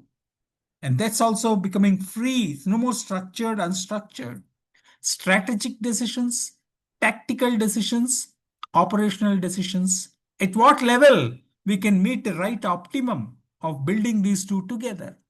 We have an agreement in principle. The question is, do we all have the same principles? As we mentioned, most of the times, what is the Achilles heel of software is not strong design principles. Every other engineering discipline has stemmed from very strong design principles called civil engineering, mechanical engineering, electrical engineering, electronics, communications. The design is the crux, and they have strong design principles. Software engineering is not having that many design principles, but as we keep telling, we can in theory look at the decision, trace. The agentic AI is there, the chat GPT is there. For every decision made, we can trace what are the steps that would have led to that and build a bit of a human idea. Herbert Simon, 1978 Nobel Prize in Economic Sciences, revolutionized decision-making theory by arguing that administration is synonymous with decision-making. So it's so nice that we now have a theory, well-established theory. Way back in 78, it was done. The Nobel Prize was awarded to Herbert Simon for making it happen. The decision making is not only traceable on the machine, but it is also traceable into the administration. Bounded rationality. Simon proposed that humans are not entirely rational due to limited information, time, and cognitive capacity. Therefore, individuals cannot maximize outcomes, but instead satisfy. Whenever we feel satisfied, we think we can go ahead and decide.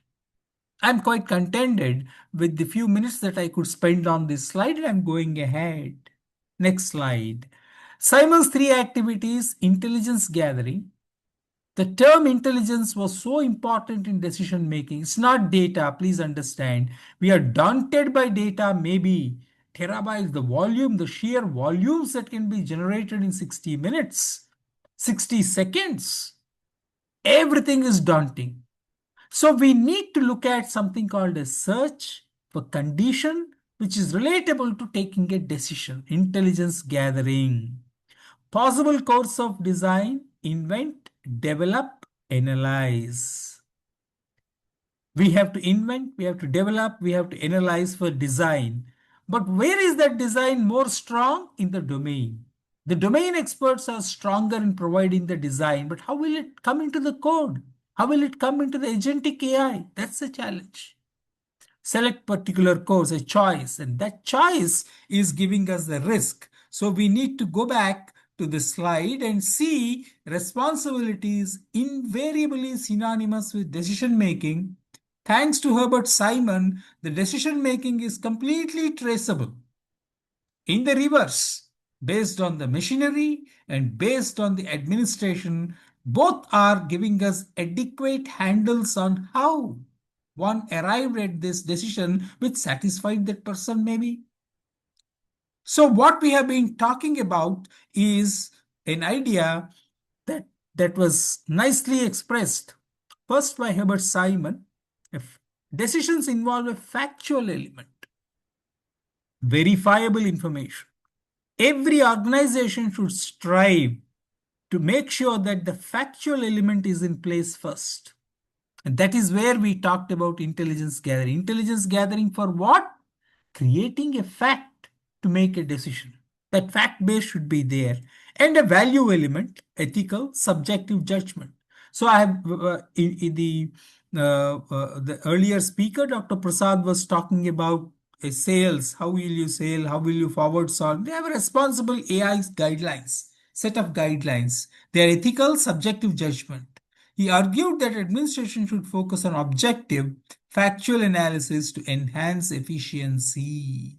What the factual, that is the search engines, chat GPT, let's say it gives all necessary facts for you to conclude, it makes the work efficient. Is it effective? Is it value-based? Those are the questions which will keep us still in the run on the idea called responsibility, which is traced properly through the decisions made and the support systems that we are building in terms of a hierarchy or an organization. So this is how Herbert Simon created a dichotomy, programmed versus non-programmed decisions. Programmed are very routine. As I keep telling, the machine promises that routine chores it can take care through an algorithm written by someone who at least knows how to make a decision on these matters and used repeatedly, n number of times. Repetitive and structured decisions follow rules. If anything is respectfully written as rules and predictable outcomes, there's nothing like it. Just go ahead with the machine. The algorithmic way has these conditionalities nicely expressed by a Nobel laureate, Nobel Prize in Economics in 1978. Fast, efficient, easy to delegate. But then where is the problem coming from? The non-programmed decisions. Unique, the very nicely expressed way of understanding what is the decision theory that makes us believe that in practice a decision has been made and everything can be traced on the machines. Everything can be traced into the administration. The decisions can be traced, the way they arrived at the decisions. So much of traceability is there. You've been using it for transparency and the likes. The terms are like that. Enables innovation, tackles unique challenges, but at what price? That is an ability to handle the human way at the end of the tunnel, an unstructured and a complex process of decision making. No set of rules required judgment analysis. It began the way in which the programmed decision making happens much earlier. Professor C.R. Muthukrishnan and Dr. Rajaraman. Dr. Rajaraman passed away recently. Communications of the ACM, June 1970. Professor C.R. Muthukrishnan was my PhD supervisor as well, and he was a student of Professor Rajaraman. So the use of execution time diagnostics, you see how nicely it is traceable. It's a fact of life. the machinized way will give me a methodology which is derivable in saying that these are the steps that resulted in the decision. It was done way back in 1970. Execution time diagnostics in pinpointing ambiguities in decision tables is discussed using simple logic. It's just about 2.5 pages, but it's a very remarkable result. Way back in 1970, ever after the algorithmic approaches have received a fillip, today they are very complex. I'll tell you the way that we are moving about in the coding complexity. Decision-making authority must be distributed downwards to avoid paralysis. That is at the bottom of grassroots. We need to happen on them. Responsibility tends to travel up. I will quickly move to the pictorial representation, but let's keep looking at it. The bottom-up and top-down versus the bottom-up versus top-down approaches has now become a bit more serious, and they have to come together. Decision making is often more collective than we assume, while responsibility is more individual. This is what I have been talking about. Questions and questions. What are the kind of questions we are talking when we are coming in with a machine and an algorithmic approach? Different types of software. Consumer grade, military grade, safety critical, security critical, have time to market requirements, quality expectations, and release criteria. So many questions associated with this. These provide a limited measure about how a developer views good enough software. Much like we have been taking, I'm satisfied, so I'm halting here. I can spend more time on these, but at the moment, I know that my learned scholars who are attending the FDP have understood the entire exercise. Software-based pieces with which we are going to work with, understand, and own up the responsibility have left more questions, more and more questions. It's good enough working software most of the times. Is there a chasm between user expectations and delivered software that leads to usability disappointments and negative public perceptions? Possibility exists. We know how to build ultra-dependable software in aerospace, but producing it is vastly more expensive than consumer software. And for the students, it has been an argument that has been happening. I'm sure all the learned colleagues who are attending this FDP would agree that can we teach anything more than real-time systems to the undergrad and even postgraduate students today? So we are talking about an agentic AI, a chat GPT, which is also a piece of software. At the end of the day, we will know it's nicely componentized piece of software. If we can look at all these today in the internals of these, maybe it be difficult, but up to real time, we can go. What are the, that's on timing. Timing constraints they can handle very nicely is what we have been always thinking. What are the prospects for reducing the cost of high assurance software? It's very difficult to answer. Oral history of Watts Humphrey, a great interview by a Turing Award winner. We need to be very clear about the oral history on which the software quality has happened. It's called Computer History Museum, 17 to 22 to 2009. It was done via Skype. It was a great result. Done using software. The legends, Watts Humphrey and Grady Booch, are legends in their own right. And they could talk it over, a conversation over Skype, but it got transcribed. It's a very landmark idea, an interview that could be done like that. Great insights. So what we are talking about is the way in which the responsibility keeps on increasing upwards. We are quite clear on social obligations, as the a corporate responsibility involves profitability, comply with law, regulation. We have been addressing the corporate social responsibility with reasonable assurance and reasonable competence. However, the third element as we progress upwards using responsibility is social responsiveness. We can talk about philanthropy, we can talk about many things, but accountability, transparency, everything becomes very obscure right at the apex, but we have to attempt it. So with all these agentic AI and human assisted coming together in terms of a single word called responsibility. Responsibility is a single word which maps correctly to individuals, which maps correctly to decision, and decision theory that was there by 1978 through a Nobel laureate has created a dichotomy, programmed decisions, non-programmed decisions. Putting them together would once again mean that we need to scale the way the administrative responses happen. It ties up the decision theory, ties up not only to the traces available on the machines, but also the organizational hierarchy. Therefore, the social responsiveness today, even from the corporate, is to have government regulation. So much of talk happened when I was listening to Pramod Dasan.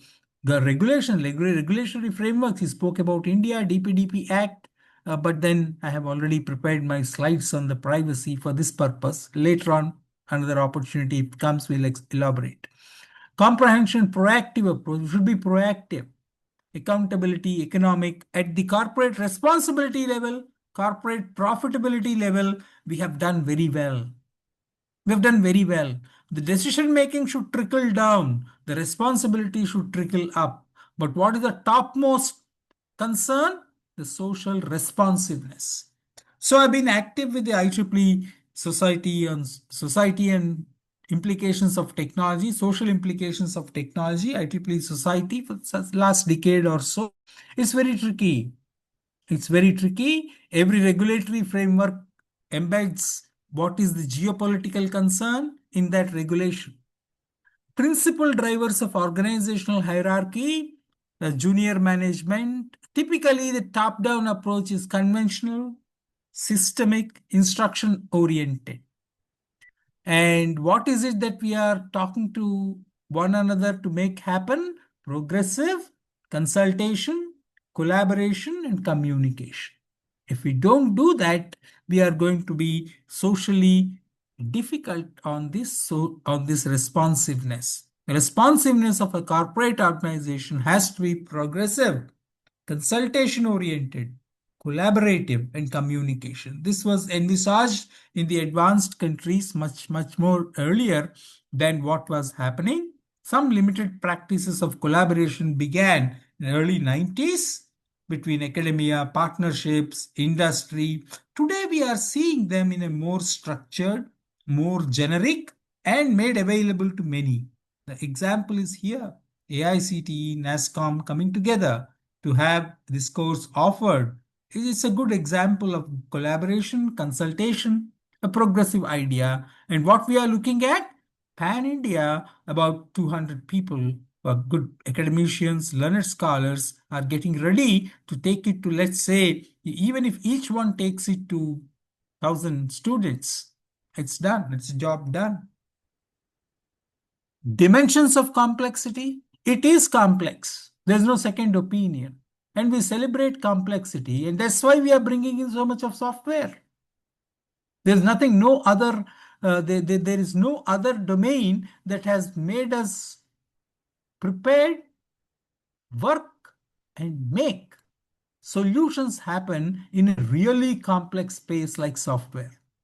It's a very good topic, understanding and addressing complexity in problem solving. We want them to become a bit more complex.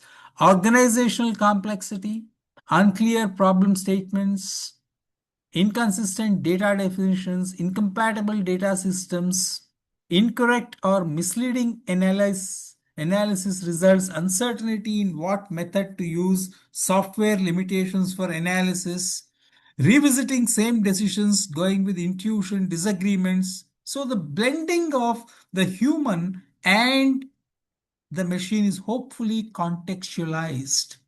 At the end of the day, the term responsibility is on a human, on an individual, and therefore we should be clear-minded about a decision theory in operation that gives you a great trace on the machines, a decision theory that reflects the administrative structure, a dichotomy of programmed and non-programmed decisions, and the responsibility of the administration making it all factual, while the subjective elements are the charm in the entire existence.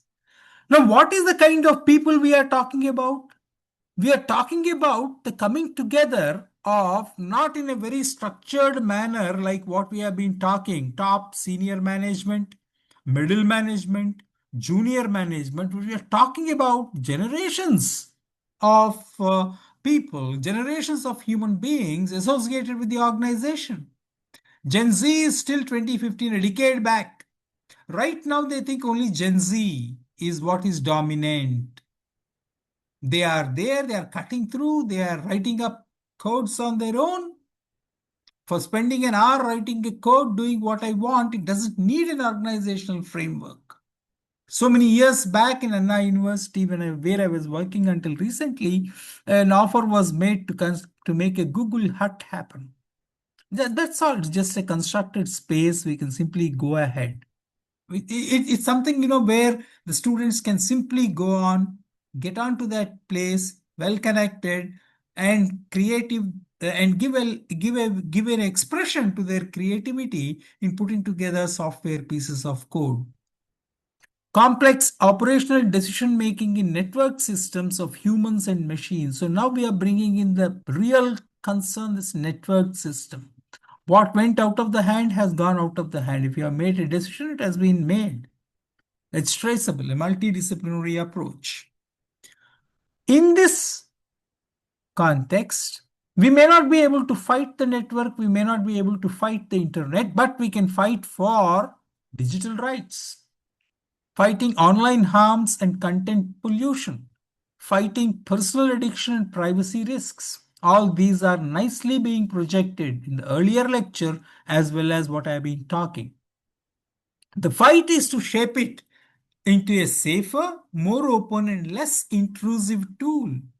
Algorithms are programmed to keep you glued to the screen by showing you content that triggers emotional, often outraged responses. It's a system designed to maximize engagement, not foster understanding. It's not a teaching environment. It is to maximize engagement, which is what we have been talking about. Algorithms in decision making have reached the House of Commons Science and Technology Committee in the UK. When was it? In 2017 to 2019 session. Algorithms have long been used to aid decision making, but in the last few years, the growth of big data and machine learning have driven an increase in algorithmic decision making in finance, legal sector, criminal justice system, education and healthcare. So I have used this paragraph to underscore the fact that all the use cases that you have been listening today, in my case, it was more like examples, illustrations. But whereas in the earlier speaker, Dr. Pramod Dasani has illustrated, he has also done a nice elaboration on the case study. Giving loans or targeting, these are all decisions. They are traceable, they are trackable. And we need to have the human element coming in. There's no single agreed definition of AI that I'm skipping, but then you versus the internet, can you beat the manipulation game in decision making? Because it's not to facilitate understanding, it is use. Go ahead, you want to do this, it can be done, finish. Matter is over, whatever it is. So the oft-quoted example of Sir Edmund Hillary answering the question, so why did you opt to go to Everest, climb Mount Everest? And he seemed to have quipped, I'm not quoting him verbatim, Mount Everest is there, I thought I can climb, and I climbed it. It's as simple as that in his mind. 5 steps to reduce organizational complexity, create radical transparency. The word we have to think of first is transparency. Then the organizational complexity will automatically reduce. The administration looks simple. The administration, though traceable, is not what we typically, oh my goodness, it's an ocean. Eliminate the unnecessary, automate repetitive work, the programmed decisions, we should give scope, well scoped, prioritize with discipline, institutionalize simplicity. The first step is transparency. So we welcome the traceability. It is a fact of life that every responsibility is traceable from the decision which we have ended up with the risk that is stemming from the choices which we have and choices which we have made. But then what we need to build is transparency, mercilessly eliminate the unnecessary, automate repetitive work, prioritize with discipline, institutionalize simplicity.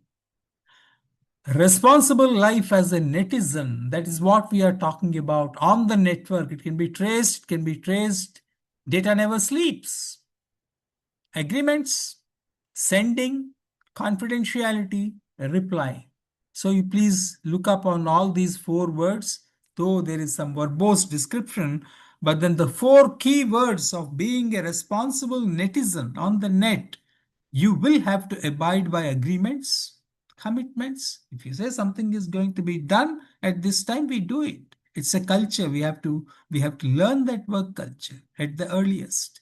Sending, replying, confidentiality, netizenship. The term netizen is a portmanteau of the English words internet and citizen put together.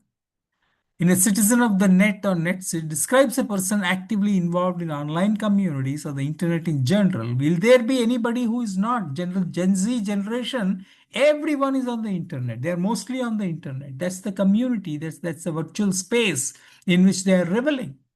It describes a person actively involved in online communities or internet in general.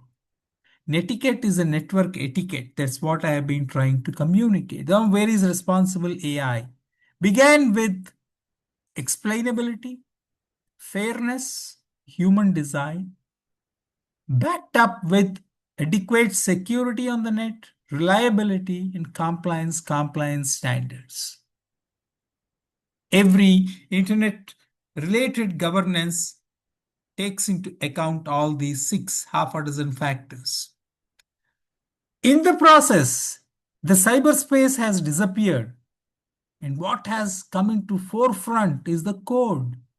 It's a paper written in 1998, Internet Symposium by Andrew Shapiro.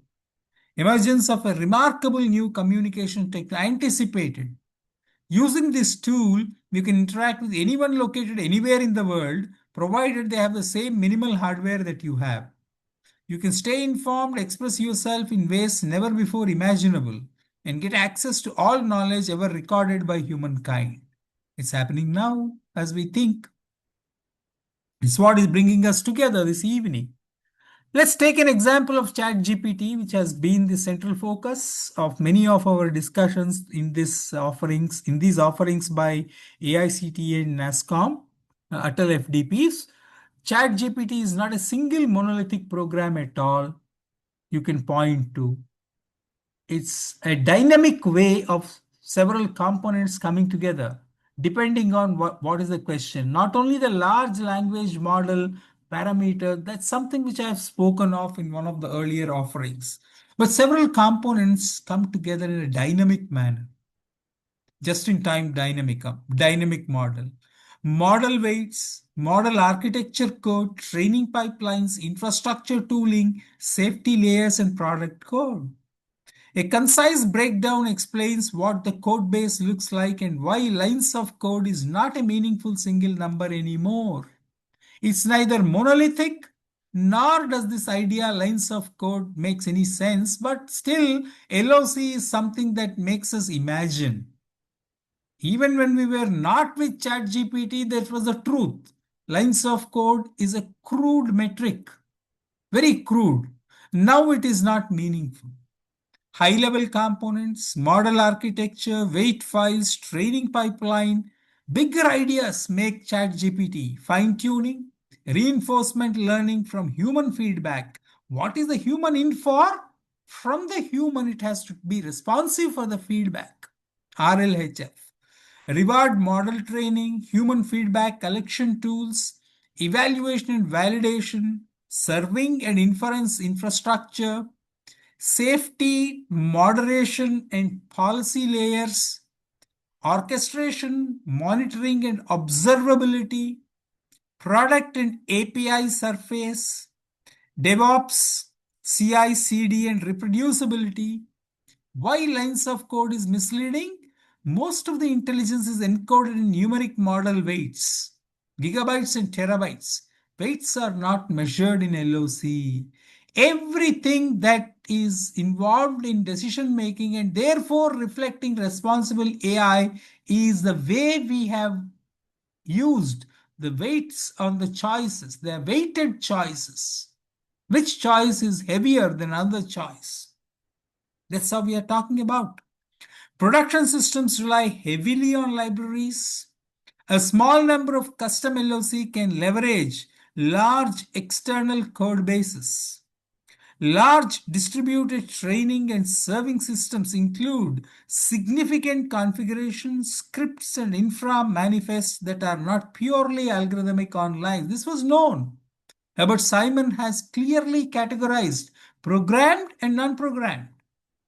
But what is happening is, thanks to the progress in the way we have developed the rules and procedures, the machine is now more robust, both in terms of reflecting the traceability of a decision as well as the organization, the administrative methodologies of establishing the facts, making things factual. Many supporting repositories, data pipelines, evaluation toolkits, there's so many toolkits associated with ChatGPT. Rough scale examples, typical orders of model architecture and training scripts, 1 to 20K LOC, Python plus C++ plus CUDA kernels. CUDA is so famous with the NVIDIA.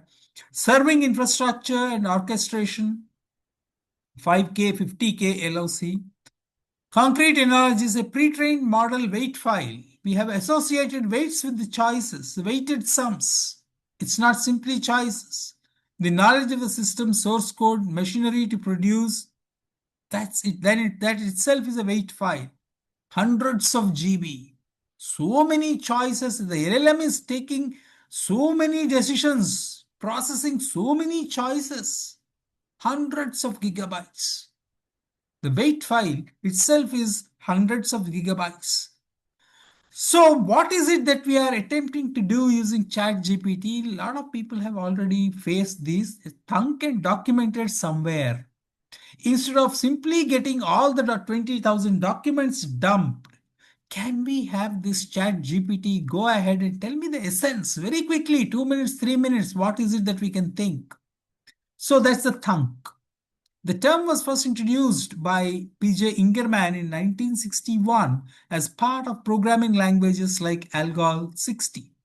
Here it refers to what we call a thunk function, which acts as an intermediary, a piece of code designed to facilitate calls between different programmers by managing how parameters are passed around. This is exactly what we are doing now in ChatGPT.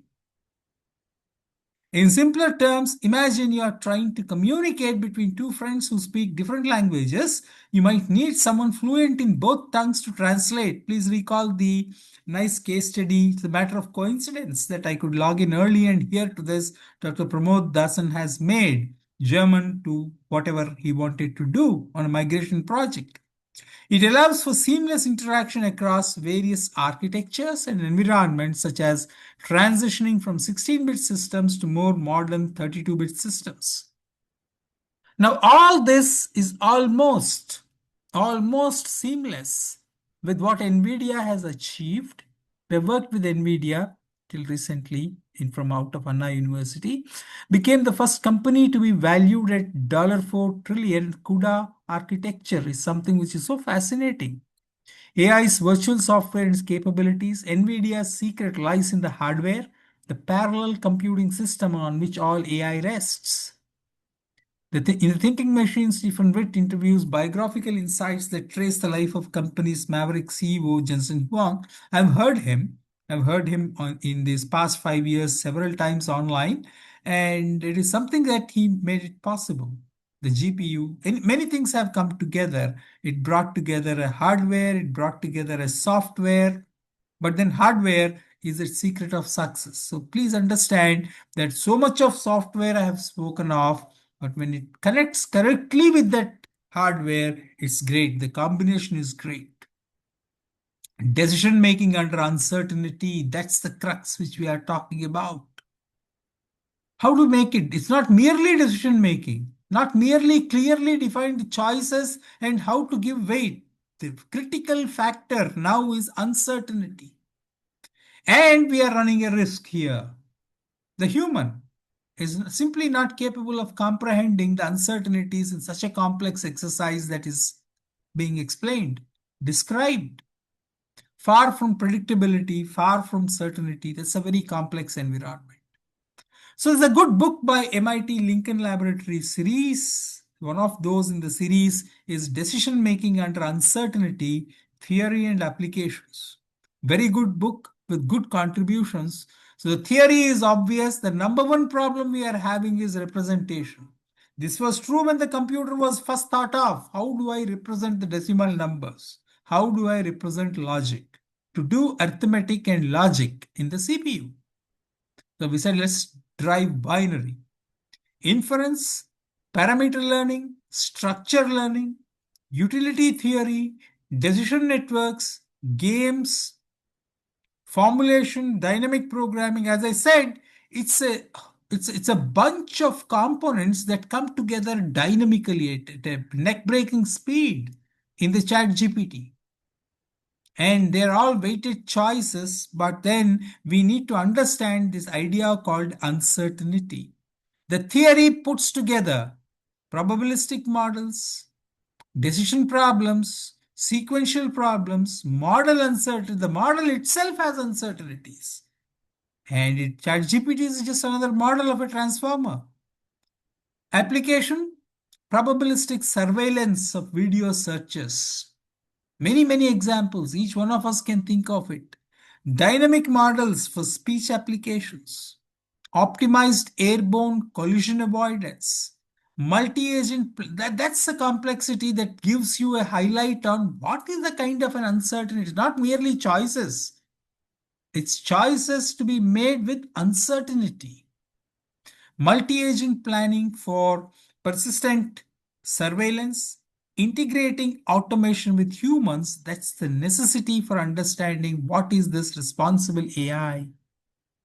It's a tightrope walk or a seesaw battle between rights and freedoms, responsibilities and duties, roles that we are playing on. But then what we are doing is today a reflection of everything bordering on chaos. We simply know how to just punch in a few words and go ahead, because if it is making logical sense, it sounds good. It doesn't facilitate understanding, it facilitates a nice way of engagement. Data never sleeps. Data we create online in 60 seconds. How many snaps? It's a tool, Snap. 4.3 million snaps occur in 60 seconds. How many videos are happening in 60 seconds? 500 hours. What's the meaning of 60 seconds on videos, YouTube videos? 500 hours. Texts, 16 million texts. Tweets, 3473 million tweets. Amazon spent on Amazon in 60 seconds, $443,000. 66,000 photos are getting uploaded in 60 seconds. So please understand the 231.4 million mails are happening in 60 seconds. 1 minute, just a minute. The sheer data is so daunting, and the way we are imagining whatever can be connected using this data is portending chaotic approaches, chaotic behaviors. And to add to this, at our fingertips is phenomenal computing power. CPUs, GPUs, it's so fantastic that we are always with these 6 V's in the data: volume, velocity, veracity, variety, validity, and value. Too much of variety. Validity is a big question mark. What is correct data? What is incorrect data is a big question mark. Anything can be put onto the net. This was true early 2000s. We were wanting to have some kind of an HTML based lessons for the school textbooks in computer science for the government of Tamil Nadu. So we wanted to write up some lessons on HTML, but how do the students get an experience of using HTML?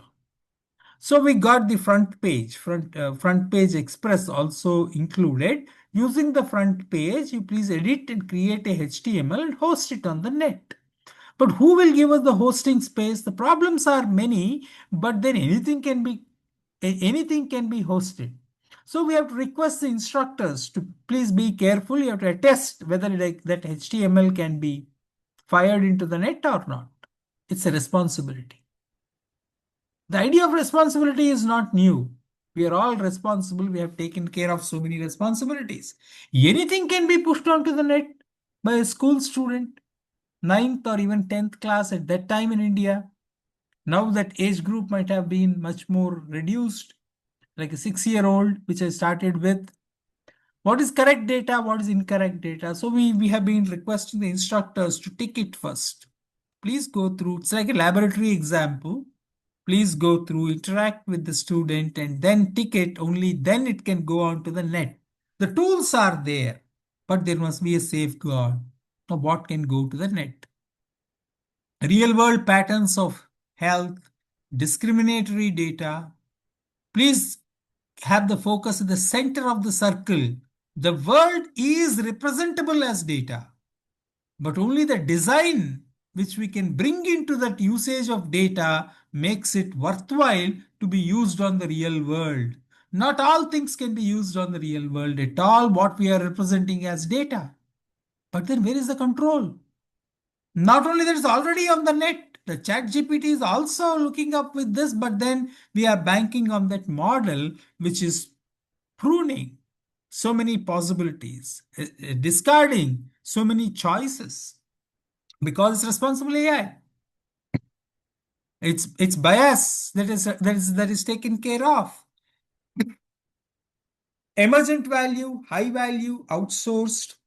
So what is the context in which we are? Complicated, complex, bordering on chaos, intranets, private networks, social networks, cooperation, collaboration, coordination, high value and is outsourced.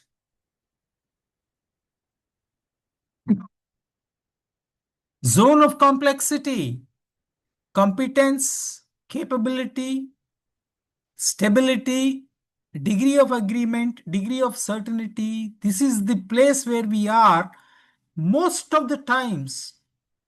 Very likely that we are becoming more and more shooting through into the chaos.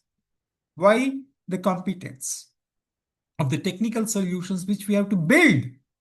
Technology has arrived, but the competence which has been creating the high stability in the exercise is something that we have to look into, and we want to play many things into the zone of complexity, which is marked out in this illustration. How? So what is the way out? Learning. There are two waves of AI that bordered, banked, developed, relied on what is called learning as a central idea. The first wave began with perception, speech, vision. The second wave is learning. Third wave is deep learning. The fourth one right now, which is keeping us engaged, generative AI, is like that. Chaos, new knowledge, then time. Graph theory, scale freeness, small worldness. So we got a definition for complexity. We are not in despair. Why? Because we have a hope of using these tools, using the coming together of this gigantic piece of software and the human. We can generate new knowledge, the power of knowledge, the knowledge worker. Dynamical system, statistical physics, collective behavior, all these things are coming together to give a definition for what is that complexity that we are really looking at. And the outcome based on AI is permeating through different disciplines: cartography, chaos theory, cognition, complexity, cosmology, design, ecology, evolutionary biology, economics, futures and strategic planning, linguistics, management science, network theory, philosophy, quantum mechanics, system science, sociology, and whatnot.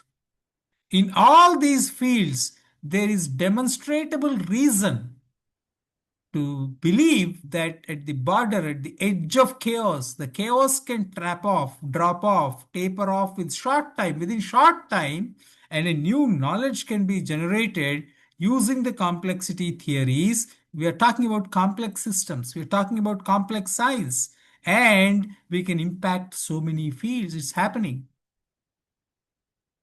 Decision-making algorithms based on artificial intelligence. That's all is what we are ending up with. It's a very good paper again, and very recent publication in 2025, volume 37, number 9, sensors and materials. All sensors, surveillance, great materials are coming, and more materials will keep coming. And all this also includes bias. Sampling bias, algorithmic bias, confirmation bias, measurement bias, generative bias, reporting bias, automation bias, group bias. 8 types of biases. The algorithms are bringing in subjectivity not necessarily in the direction of value, but they are bringing in the direction of bias. 8 different types of bias are there in AI. So we are giving more muster, more scope for the human in terms of understanding this and utilizing technology to minimize all these bias. How AI systems amplify bias. They do amplify bias. Please look into this example. Different context, a data set. What is the action being performed on these using these images? Cooking, cooking, cooking. Correct. All correct. The responses are correct. Now can we go for some detail? It's a fact. It was a fact so many years back. What's the agent in this? Woman or man? There is a wrong answer. Need not be a woman. Road. Where is it happening? Where is the place? Is it happening in the kitchen? Is it happening on the road? Is it happening outside? Where is it happening? So the third one says happening outside. Food. What is the food being done? Fruit, meat, vegetables. Sometimes it's not discoverable. And the way in which AI systems work, we tend to populate the data sets where there is a null value. Why should I give a blank statement? Is what we have been thinking. There's a bias in that. So please understand that today, given such image data set, huge data set, the agentic AI or the chat GPI can collect those images of cooking and go to this much detail. Who? Man or woman? What is the food? Where is the heat source? Tool and place. So we have been getting some nice advisories of late that people are easily picking up your Aadhaar card number, some details related to privacy.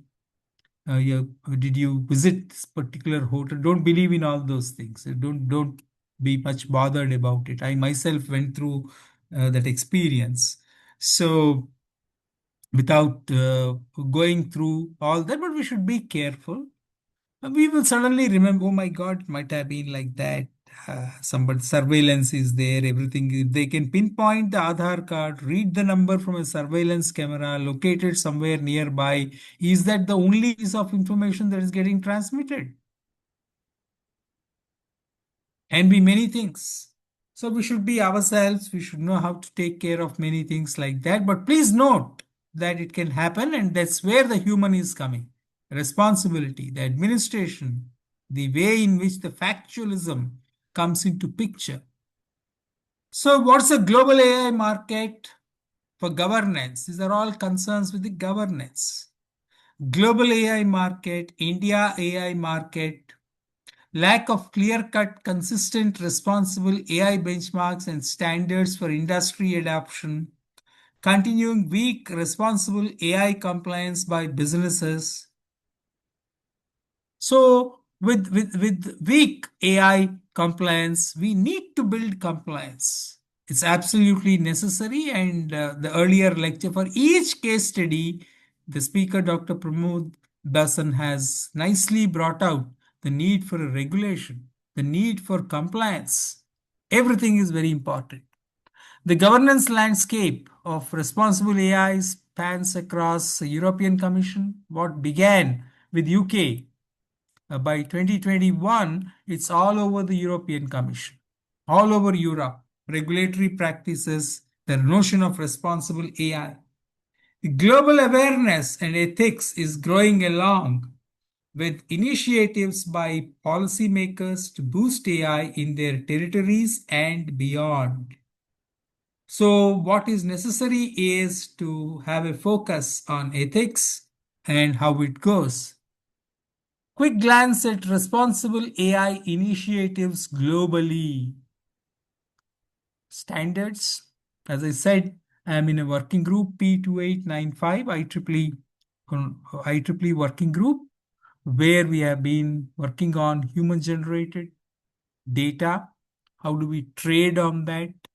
And we are also trying to look up for the privacy concerns at all levels. A responsible Artificial Intelligence Institute is an institute now, Responsible Artificial Institute, NIST standards, OECD. That takes time. The standards take time. IEEE is de facto. We are hoping that will be faster. Private regulations, Microsoft Responsible AI, people are issuing their regulatory frameworks on the net, making it transparent. Credo, SciDot, policy guidance, the Alan Turing Institute, the Future Society, and the likes. NASSCOM, Responsible AI Hub at NASSCOM. This was very nice. Fostering responsible AI adoption. Last time when I looked at it, these were the partners, but I do understand that a lot of partners are happening. Many more partners are joining. The Responsible AI Toolkit with the dedicated support, a lot of tools are getting integrated into this entire hub, primarily to Deloitte, Fractal, TCS, Microsoft, IBM. Many more partners are joining hands. It's a very good working group. And for some time, I was looking up on this. Well, let's summarize what is it that we are talking about very quickly. And responsibility refers to the duty or obligation of an individual or group to fulfill certain roles, tasks, or duties in a reliable and accountable manner. Responsibility is an important aspect of ethical and moral behavior as it requires individuals to take ownership of their actions and acknowledge the impact they have on themselves, others, and the wider community. So we have discussed a lot of theories. Even amidst high probability of everything going uncertain, we are able to have good models. We are now able to bring together large chunks of software and then make things happen correct in an acceptable manner. Key aspects of responsibility include accountability, reliability, the subjective aspects of ethical decision making. In matters of ethical decision making, invariably there is no yes or no answer. It's a personal best answer. So ethical base is perhaps the most viable and the most optimal way of getting to the individuals. Learning from mistakes, responsibility plays a significant role in building trust and respect in relationships and contributes to a sense of integrity and dignity in individuals and communities. How are AI risks and challenges generated? AI is shifting from human expert knowledge to machine learning. Initial weak AI models were problem-driven using strong statistical experimental designs. As we keep telling, the predictive error, the error on test data, the error on training data, you see what is the cat talking about? The error condition, the shadow of the umbrella. There is such a huge possibility, such a huge space in which errors can trick us if it is all machinizable. But the cat seems to be very sensible. It's waiting and watching. Many current AI models claim without a proper validation or evidence to be strong AI. We are nowhere near strong AI.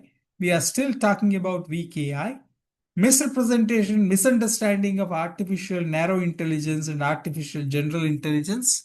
So we have been talking about a nice article that was published in Nature, Humanities and Social Sciences Communications, why general artificial intelligence will not be realized. So the strong AI is still some decades, at least a decade away. Right now, it is nice to have the weak AI taking us through all these questions so that we can convince ourselves we need to verify, we need to validate. Verification is in terms of developers. All that is done. We are not developing all that. It's already done. ChatGPT is there. All those nice big components can be brought together very dynamically and we can work on it. Validation is what we have to look at. Addresses whether are we building a right software? How do we do that? How does it blend with human where it's individualistic, personal? Ensure that the functionalities meet intended behavior. It occurs after verification and involves checking of the overall products. You please look up into these aerospace industry. It has lot of data sets. It shows how much of traceability is there in the black box.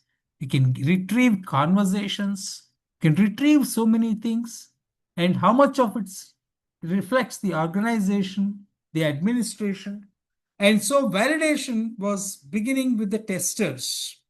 As dynamic activities like executing the software against requirements. It's a more intricate idea.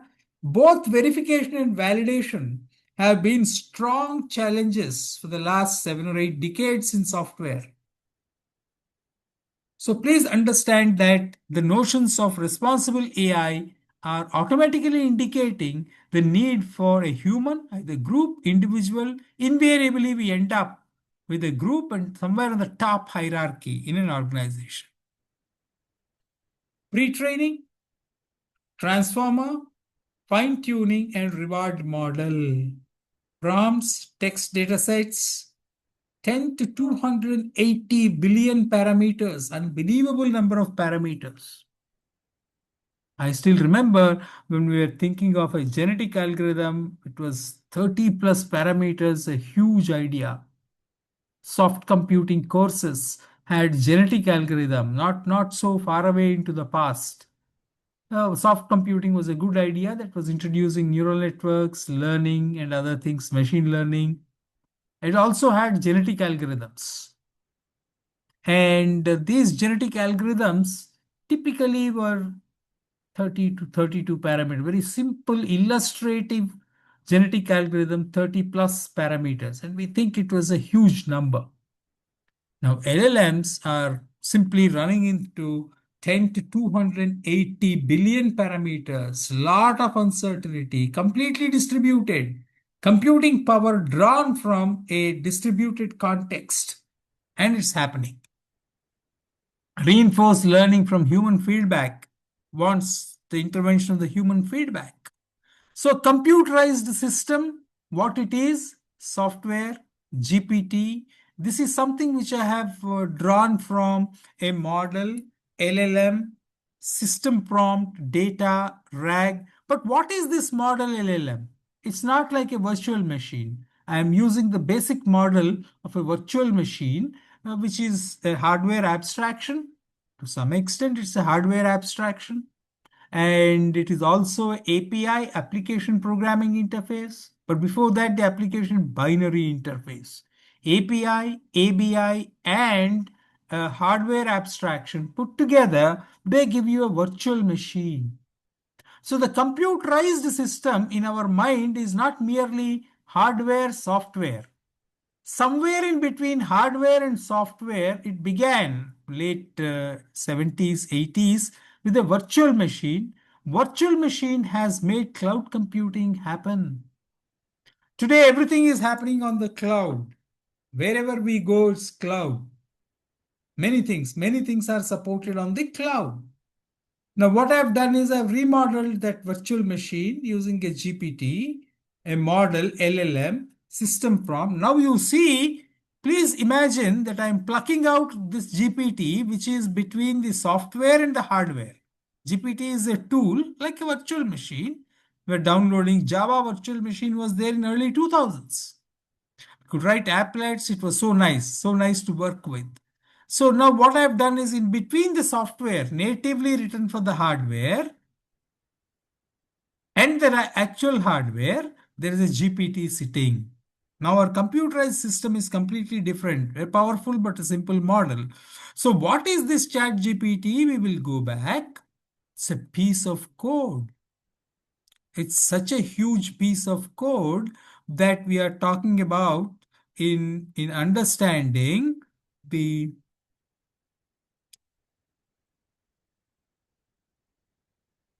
ChatGPT is not a single monolithic program you can point to.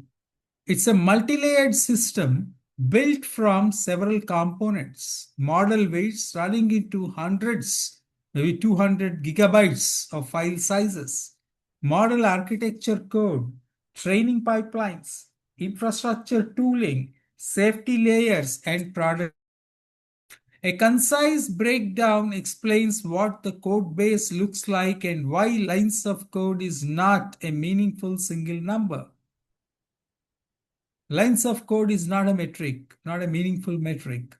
Model architecture, runtime, multiple technologies, weight files. Now in all these components, we end up asking more and more questions.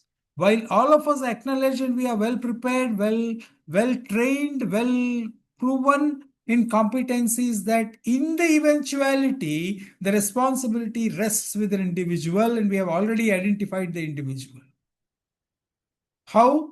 Surrounded by questions, more questions, from which there is no yes or no answer. It's a personal best answer. So let's move forward on this. The chat GPT has brought in so many nice ideas together, all their runtime. The components are dynamically coming together based on what is your prompt wanting them to do. Your prompt is determining, and the prompt is giving you the first design step. Though the design is very weak, it's very important to understand the prompt is giving you the first design step. Evaluation, validation, serving and inference infrastructure, safety, moderation, policy layers, orchestration, monitoring and observability, product and API surface, DevOps, CI, CD and reproducibility. Why lines of code is misleading? Most of the intelligence is encoded in numeric model weights, gigabytes, terabytes. Weights are not measured in LOC. That's the caveat. It's the weights. The intelligence which we are drawing upon in decision making is, intelligence became so famous because of the decision making theory. Idea was made very popular by Herbert Simon. Production systems, large distributed training and serving systems, including significant configuration scripts. So tens of thousands of LOC is what we are talking about. The knowledge of the system, a pre-trained model weight captures so many things, tens and thousands. Large code bases are now available. What can you do with those code bases is the concern. Building and serving a capable ChatGPT class system is more like operating a small software company, dozens of services, infra component, datasets, and engineers than writing a single program of n lines. It's not just like coding n lines. Though prima facie it appears what took 3 to 4 months till recently can be done in 1 hour, it is not what we are talking about as a code. It's not writing code. It is something, which we are talking about a class system. A very, very important idea that we should take away. It's not writing code, it's not putting together, it's bringing together pre-trained, pre-existing components and make them deliver in a Ziffy using that kind of a hardware, the power. A good illustration, 2025, NVIDIA is valued at $4 trillion, $4 trillions. Certainty and uncertainty spectrum, never forget this. We are operating far from certainty, far from predictability in this method which we have chosen to do what? To bend that chaotic point into an upward, upskilling idea to generate new knowledge. Quick time, very quick time. The chaos point is bounced off and we progress towards new knowledge by creating learning, learning, and more learning. That's the trick of complexity. Whenever we are sensing chaos, switch to complexity. The complexity signs, and then everything falls in place. We need entropy, we need phase transitions, we need so many things. However, the domain experts, as I have described, as Pramod Dasan has illustrated in case studies, please do talk to domain experts. Then we have a problem of representation scheme. How do we represent? So fortunately, plain English, simple English, good descriptions. I said legal, abstraction, and then some human intervention, legal expert, the attorney intervention will build it better. So there are already thunks, pre-existing concepts, ideas. Can these components dynamically bring together all those components for me to really see a decision made? And the decision is traceable. The decision is showing transparency. It reflects facts. It reflects administration. What is the human bringing in? The ethics first. The subjectivity that is nicely founded on strong adherence to ethics, ethical principles. They may vary. As the old statement goes, be a Roman while in Rome.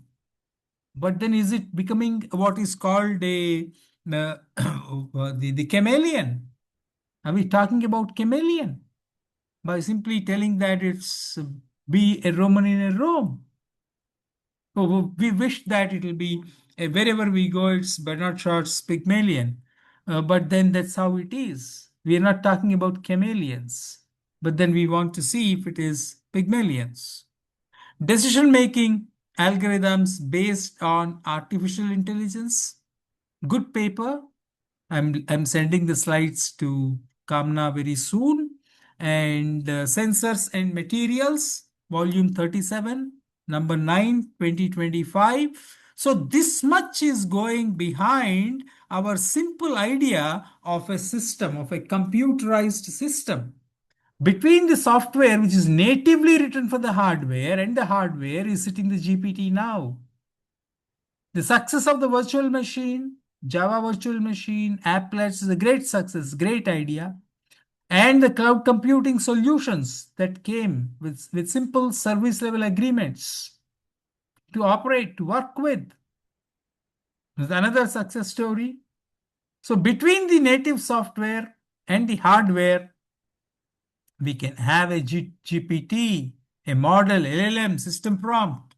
So many things can happen. However, everything begins with responsibilities. These are actions or behaviors expected of individuals, such as obeying laws, respecting others' rights, participating in society, rights There are moral or legal claims that ensure equality and freedom. But then where is the fulcrum? The fulcrum is the role, the function. And that's it. Thank you so much.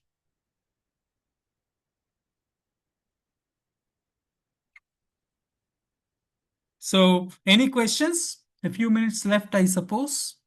Kamna, you're muted. Thank you. Yes, yes. Thank you so much, Dr. Gopal, for that session. And any questions? I think we are almost on time. So, Yeah. So I'll also thank all the faculty members for joining in at this hour also. And tomorrow the session will start at 2 o'clock. So I think I'll see everyone there tomorrow. And Dr. Gopal, if you can share your presentation with me Yes. so I can share it with the folks. I'm doing it right away. Thank you so much, and I will see you tomorrow, guys. Thank you, sir, for the Thank you. session. Thank you. Okay, Thanks. bye-bye. Thanks. Bye. Sir, any leads with Mahindra? I will get back to you Okay. after I go back. Right now, I'm in Vijayawada. I'm joining the call. I'll Okay. go back. Right, sir.